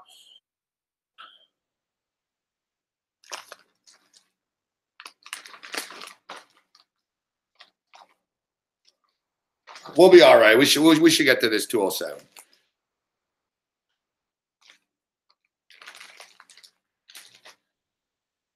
See, you notice though, guys, I didn't give Fresno State and UNLV on my TV show today, my best bets of the day. Like, that's why I don't like betting these games late at night, guys. Well, who do you like in this game? What do you like in that game? Like, you can't bet on games just because there's a game on. And, you know, listen, I thought it would go over, so I'm not bitching at anybody, but I don't like that's why I don't talk about these stupid late night games anymore. If it's a good bet and I like it earlier in the day, if I spot a late night game and I like it, I'll give it earlier in the day. But I'm tired of it, man. Every time people ask me, oh, what do you like in this game? What do you like in that game? No one's forcing me to bet it. I could give my opinion and not bet it, you know, but I get in on these games. We lose all the time. I don't even like it. And people bitch, oh, good pick with fucking the over. It's like, I didn't give that pick. I got paid to do a video of the day today by TV network, and that wasn't one of my picks, you know? It's fun. I get it. We're degenerate gamblers and shit, but I'm just tired of losing money on games I don't like. Like, all day today, I wasn't like, oh, and now I'm going to bet on UNLV and Fresno tonight, you know? I wasn't. I fucking said I'm going to bet on the over the Laker game. And boom, we just hit the over the Laker game. And now what do I get out of it? Nothing, because I fucking bet on the UNLV game. Fuck. I'm not bitching at you guys. I'm just mad at myself. I'm sick of it. Fuck. It's like, what are we gambling? Or are we just fucking throwing money away here? Are we trying to make money? Or are we just fucking, oh, let's get in on this game. Or let's get in on that game. You know, we don't have to bet on every fucking game that they fucking play, you know? It's about making money. You know, Big Man's doing well this year in college because he's not forcing it. I'm sure he's secretly betting a few games and not telling us, but he's not forcing it. You know what I mean? If you pick a couple of games and you go with it, whether it's 8 games, stick with it. But when you start just sort of, oh, I'm going to play this and I'm going to play that, why? Fuck, you know?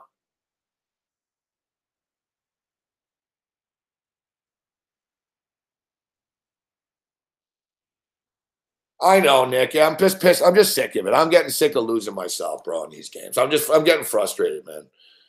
Not even really with betting. Like, I'm not betting big units. I'm waiting for the Super Bowl. And we'll bet this weekend, the Pro Bowl and all that. So I'm just sort of dabbing this week. But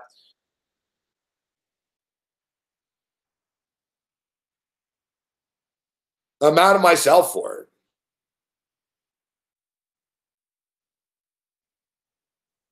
Are you on and Big Man on outside? What does that mean, outside?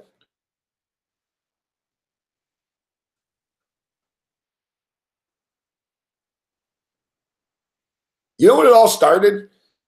Because I swear, guys, if you remember, I was doing, we were on a nice run for like a month and a half or so. And I remember even saying, I said, the guys, the reason I'm on a fucking nice run is because I'm not betting the late night stupid shit. I'm sticking with my best bets of the day, and I'm not betting the international shit. I'm not looking at the stupid Bet365 overnight stuff. You know, I don't care. I'm betting my best bets of the day. And I swear, man, it was like fucking like 2 weeks ago. It was after we got back from from Vancouver. I had a great weekend in Vancouver. We won a lot of money. We won all the picks. It was all good. The wild card weekend was great. And it was that fucking week, man. Ever since then, I've been just fucking cursed. I can't win. Like, even if I pick a game, I'll like lose a game after, and I end up down. Like, it's just constant. And we know what it was that stupid night. And I'm not blaming anyone. No one forced me to put $200 a game on it, you know? But remember, there was fucking 2 Filipino games on. And I got all mad because I lost like $600 and a big deal, fuck. You know, instead of just sucking it up like a man, I acted like a bitch. I was like, oh, fuck this. I'm not losing tonight. And remember, fucking, there was 2 games, Filipino games. I put $200 on the side and total of both. $800. Only won one of the bets. Won 1 and 3. And it was just, I was so pissed. I'm like, man, really? I just lost the NFL money on a fucking Filipino game I didn't even watch at 4 in the morning. Like, really? And I don't know, man. Look last night, man. I had 2 separate pro line parlay tickets last night. I just needed the Calgary Flames to beat the Buffalo Sabres. They couldn't. Now, no, 2 or 3. On the other one, I needed the Clippers to win or to lose by 2. No. Winning all night, battling all night, lose by fucking 5 in the end. You know, it's just, yeah, that night, the virtual soccer, that was just a small bet, but it's the whole point. You know what I mean? Yeah.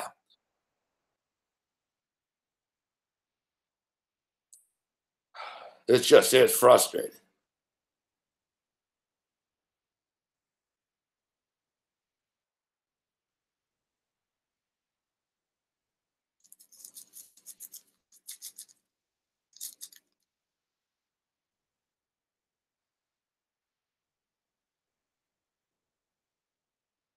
It's all relative too. Like I said, I'm not betting big units right now. So I'm not like, oh, I'm in a lot of trouble. I just lost this. It's more just sheer frustration. You know what I mean? That's what it is. It's just sheer frustration.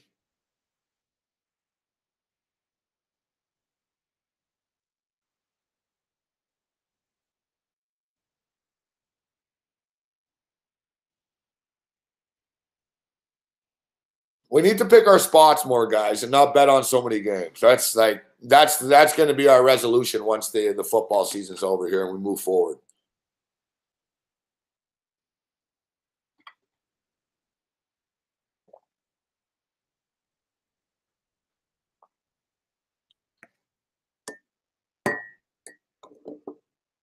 Remaining disciplined. Remaining disciplined is the biggest challenge of gambling. It's not picking the winners. Picking the winners. There's a difference, guys. There's handicapping and gambling.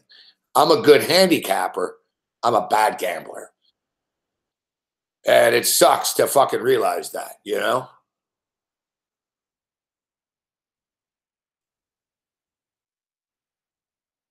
Like, picking winners is just half the fucking battle. Like, I have a harder time, like, just fucking managing everything in the end and not making the same mistakes that I do picking a winner. Fuck.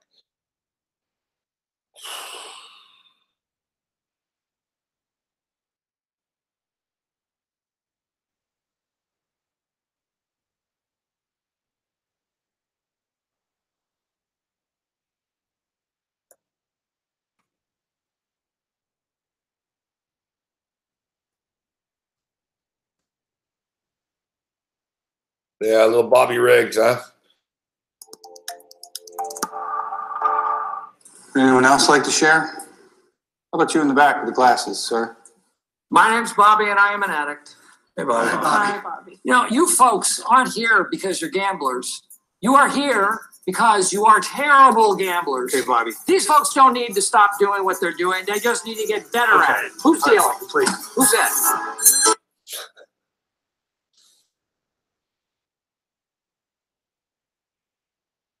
Yeah, I don't want to hear the word pony or horse right now.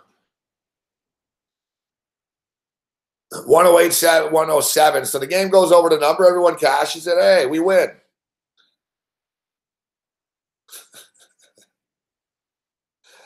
This is for all of us, fuck. He's talking to us, fuck. Anyone else like to share? How about you in the back with the glasses, sir? My name's Bobby, and I am an addict. Hey, Bobby. Hi, Bobby. You know, you folks aren't here because you're gamblers. You are here because you are terrible gamblers. Hey, Bobby. These folks don't need to stop doing what they're doing. They just need to get better at it. Who's dealing? Please. Who's it?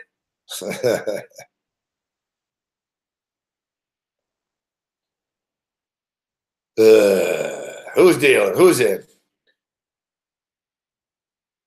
108, 107 with 5 seconds remaining. We'll take a quick break and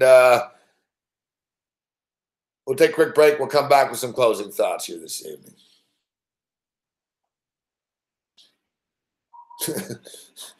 Yeah, this show has been quite the piece of work, Tony Carente. It'll be remembered. Well, what happened on the show last night? Well, he had no gas, fuck, but 3 hours flew by, and there was a tranny in the chat, and Morency told him that unless he chopped his dick off, he wasn't a real tranny.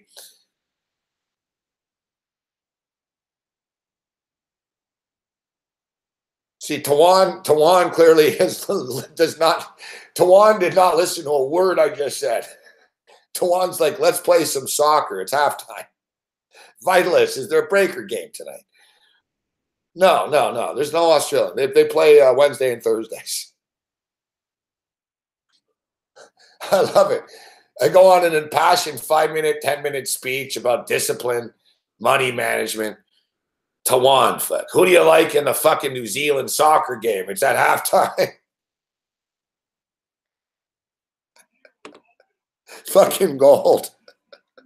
I love it. I can't help you.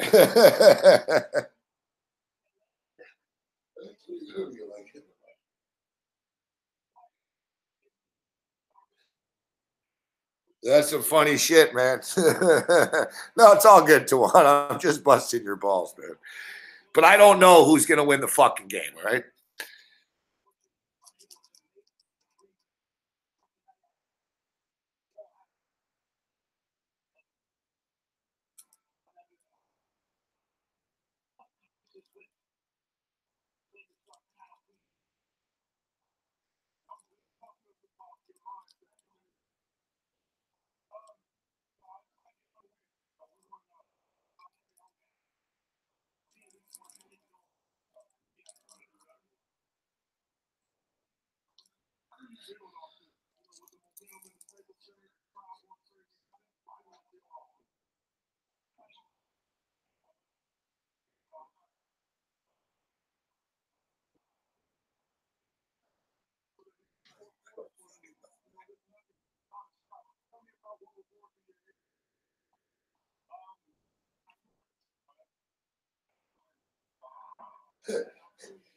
I swear to God, I didn't think we could get funnier, man.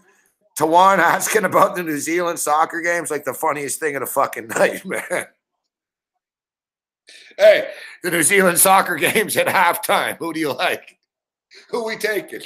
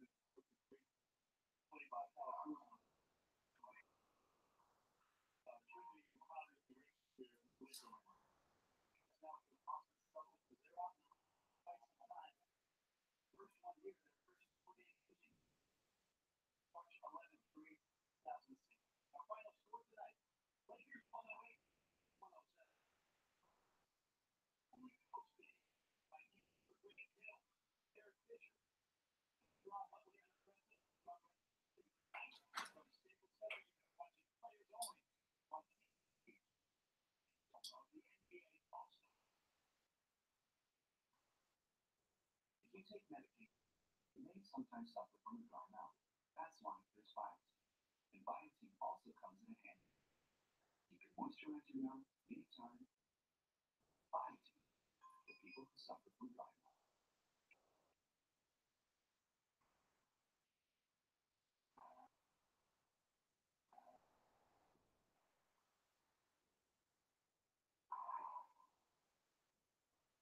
Infinity, power to drive.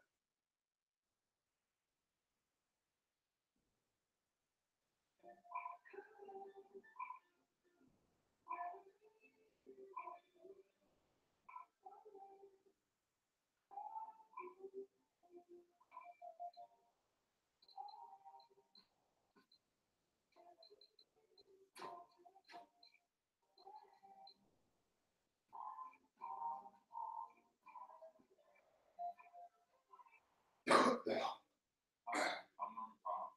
You can go to the final rapid. I'm also inspiring musician. And I'm ready to share my music with the world. So I use GoDaddy website to put my music online.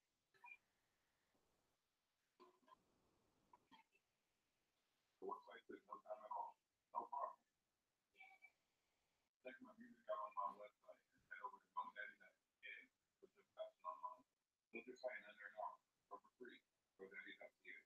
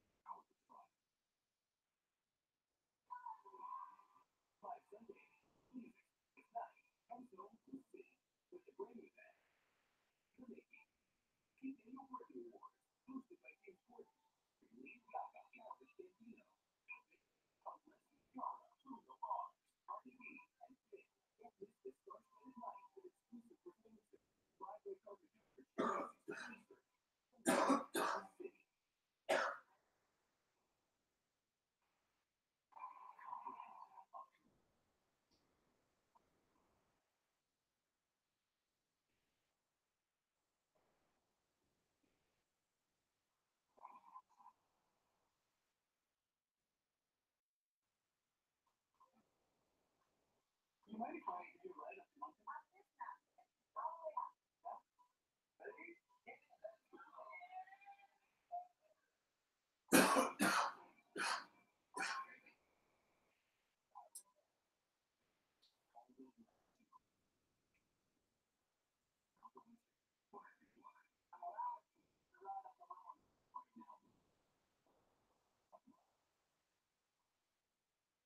When it's snowing and you're walking through Whistler, you just kind of feel like magical wonderland, snow globe. It's beautiful, the lights are out, they're having fun. It's pretty special. Leon State Attack Event. Save $100 in the Fab Sale Fund. Plus, State Attack with all furniture. And State Attack can buy 3 or more major appliances. Leon State Attack Event starts tomorrow. Leon, part of the family.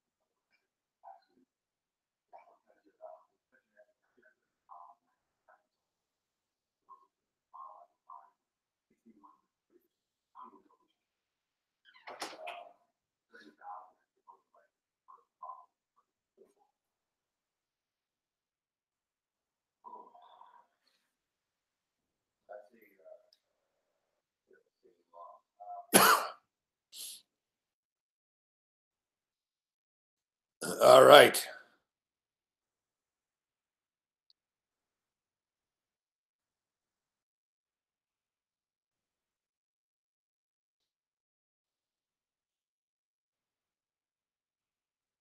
Yeah, but I'll tell you, coughing's better than killing somebody. We'll put it that way. Yeah, LV Joe, you're right, man. We're staying away from that. We'll hop back in on the tennis later in the week when it gets down to the finals and shit, the semis and shit. The stakes are higher. What's going on in the UNLV game? Oh God, fuck me, man. Not even close to the fucking total. Fresno have the ball with 4 seconds left. We're not going to get overtime. It's 65-63. We're sort of close to overtime, but sort of close doesn't help us.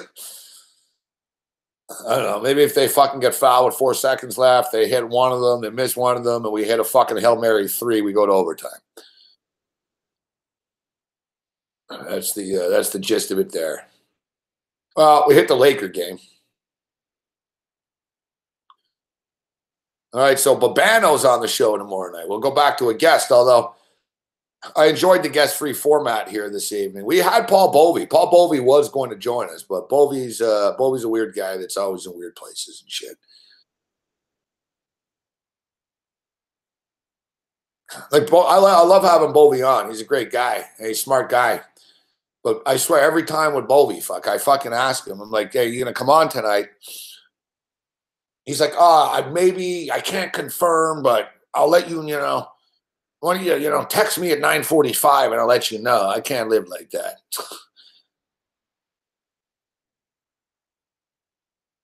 Yeah. It never works out for me well when I do that, Ace. Betting out of spite, Ace, doesn't work out well.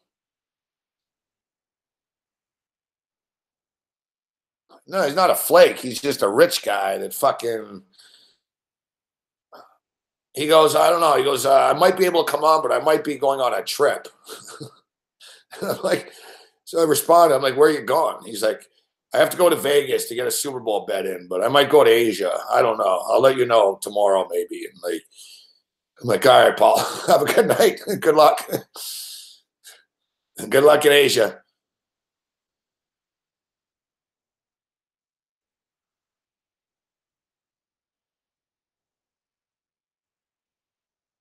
Is he letting me down easy? No, he's not letting me down easy.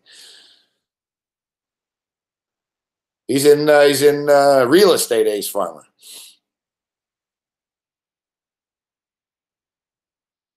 He's in real estate.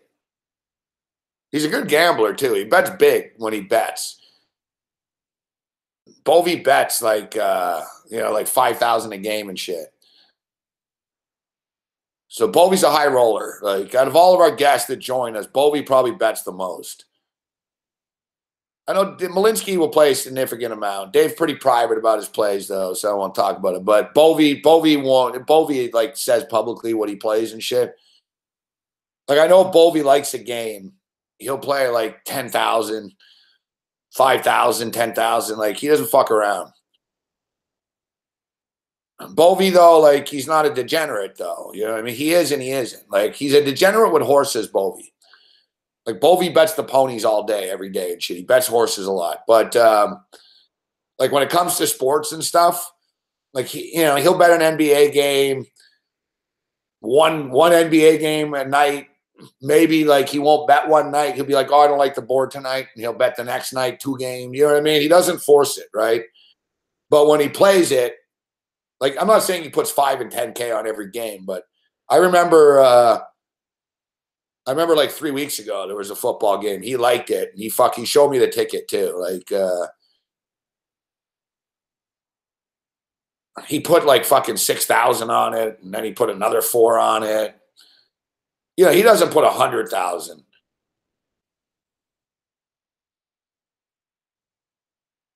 I know,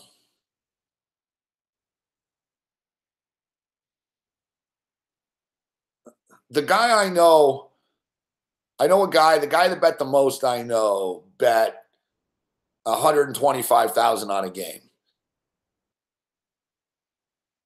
Look, I've met poker players and shit, right? Like I've been on TV shows with poker players that have bet big and stuff. But I mean, like as far as like friends of mine or people I know or whatever, I know one guy that used to bet like 75, 100,000 a game. Actually, you know what? I know another guy that bets that much too.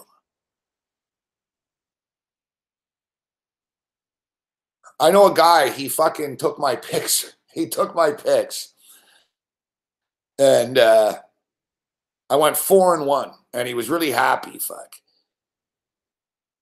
And I asked him after, because he goes, oh, you know what? He goes, so I'm going to take you to Vegas one day for going 4-1. I had a great day. And I asked him, I said, how much did you put on a game? How much were you betting a game? He went 50,000. So I was like, holy fuck, you made fucking 200,000 off my picks? And I was like, holy shit, fuck. And, but then I swear, man, it was like 2 weeks later, fuck, he fucking took my picks. I had a bad Sunday. And I went like I think I went 1-4 or fucking 2-5 type shit. It was pretty bad. It was a bad day. And he sent me a message. You're fucking killing me, man.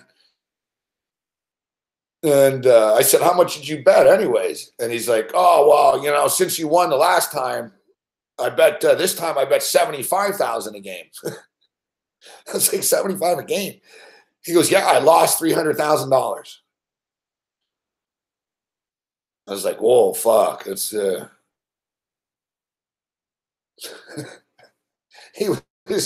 he told me too, like the level of rage. He was like, he said, yeah, I had a hard time not smashing everything. He's a rich guy though, right? The guy's like a fucking multi-millionaire.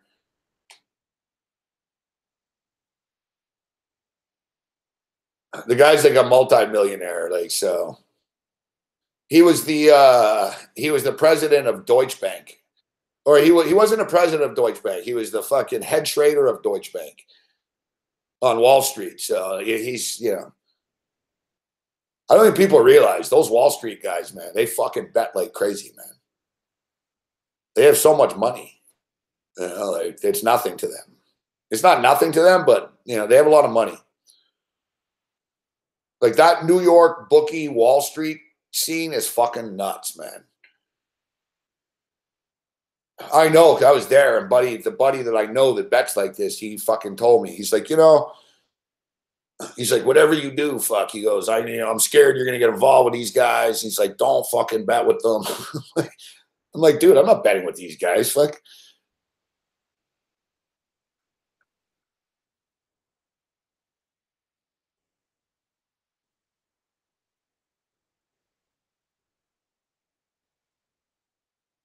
Yeah, Wall Street guys, those guys bet big, man. Exactly. Like Stu says, like we all bet for the rush, right? Yeah, the dopamine fix and shit. You don't realize it, but if you want to, I got to get out of here. But if you get serious about gambling, we get a rush out of the endorphins in our brain called dopamine. It's actually the same thing of drugs. It's drugs, sex, and gambling. So it gives you the same rush. Chocolate, too. Pretty much vices, right? It's like a treat for your brain. It triggers the brain. So when you bet, I'll end the show with this, like a good story. I had Kevin Sorbo on my show once. You know Hercules? And Hercules, the actor, Kevin Sorbo, he's a good golfer.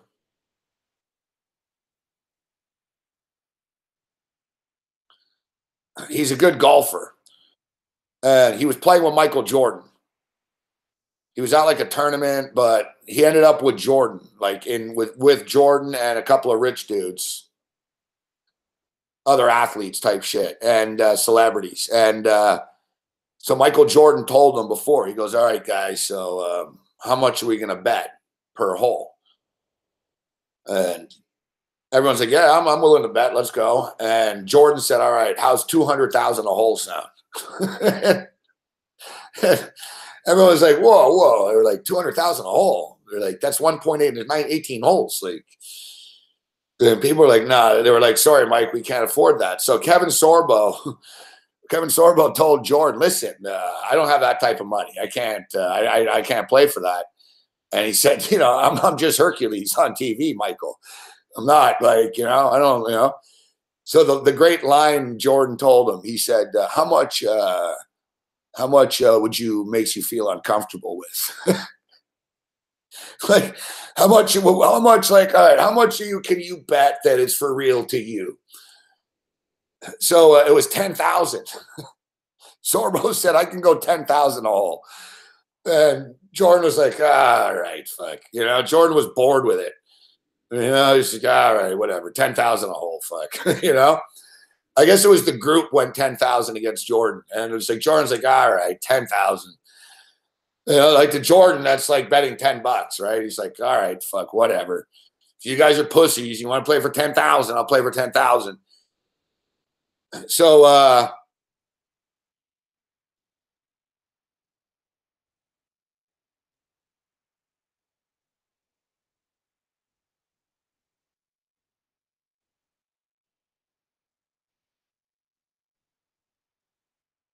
I mean, but like Jazz says too, I don't either now, Jazz. To me, you know, it's just another whatever. It's like the stock market per se. But generally, as gamblers, like people in casinos and the lights and the ding ding ding, like it's all like triggering your brain, people. Like if you want to get in, like, you know, we gotta get out of here, but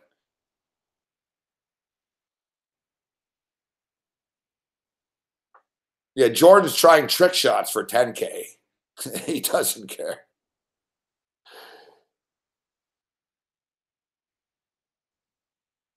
I was in line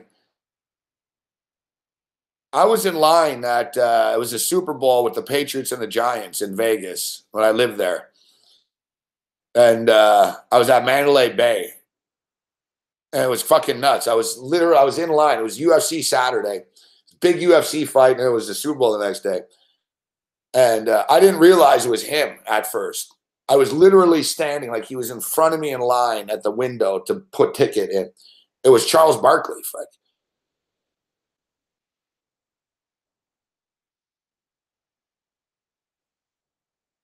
It was Barkley. I saw him bet. I heard like the numbers. I saw him pull the money out and everything. And I'm sure Barkley bet more at other places, but I saw Barkley bet 25,000. Barkley pulled out 25,000. Fuck. They were there for like 5 minutes counting 100s. Toof, toof, toof, toof, toof, toof, toof, toof, toof, toof, fucking.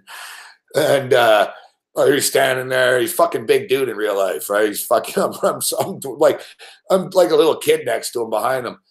I'm like, hey, Chuck, what'd you bet on? He's like, Patriots, fuck. He goes, Patriots ain't losing. And I remember telling someone, I was like, fuck, I'm glad. I was like, I'm on the Giants. I didn't want to be on the same side as him because I know he always loses. So when he said Giants, he said Patriots ain't losing. Everyone heard him say that. Everyone's like, oh, Barkley's on the fucking Patriots. Barkley's on the Patriots. I remember I asked him too. I said, who you on in the UFC tonight? I forget who was fighting. He told me though. He was like, oh, he rattled it off. He had his ticket there. He was like, hey, who you on the UFC?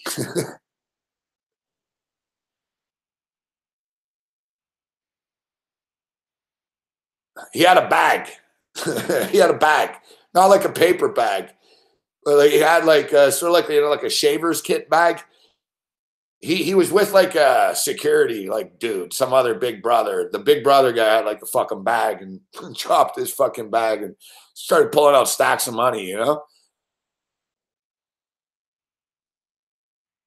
It's the same thing with Floyd Mayweather's guys. You'll see Floyd's guys putting bets in for Floyd, and they'll tell you what Floyd took. Like they're not secretive about it. Like it's not like, oh, it's a secret, fuck off. Like they're not telling strangers, but if you know them, I don't. I know Floyd and I know his father a bit, but like I don't. I wasn't in with like their gambling circuit, but basically every day. Floyd bets every day for real. Like he really is this crazy sports bettor, Floyd Mayweather. And he only really posts the big winners on Twitter, but he bets every day.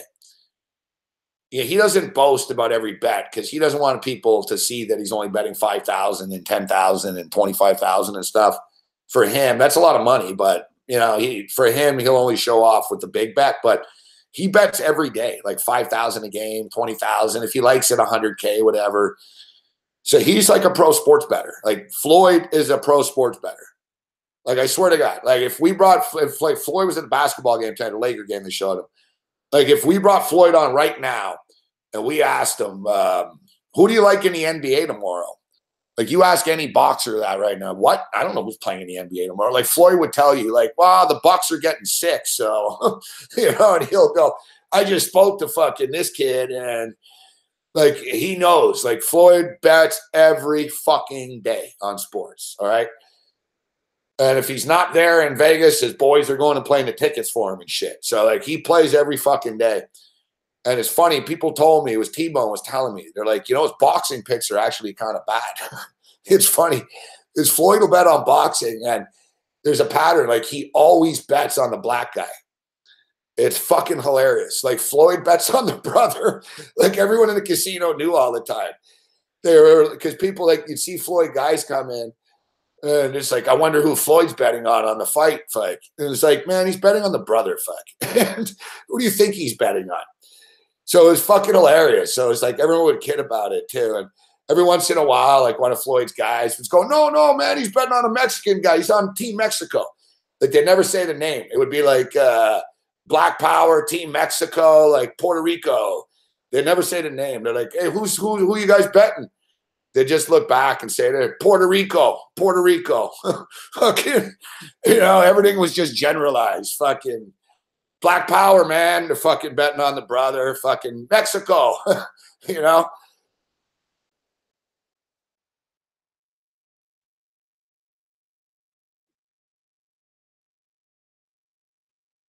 Yeah, we're out of here as well. Good gambling stories tonight.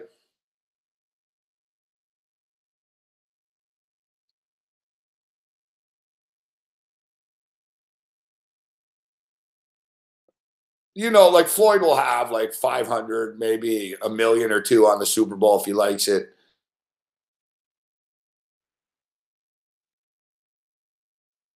One thing with Floyd, you'll notice with his picks is he likes favorites because he's a champion. You know what I mean?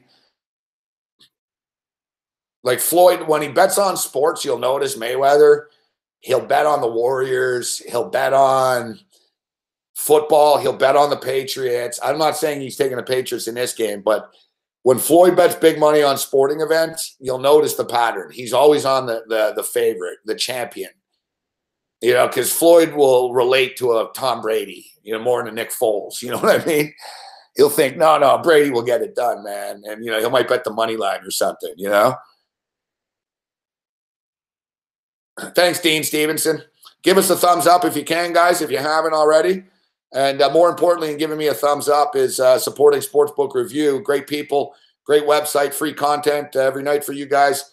Check it out, sportsbookreview.com. And click the sports books over there, man. Get yourself a sign-up bonus. Give SBR the credit. And everybody wins.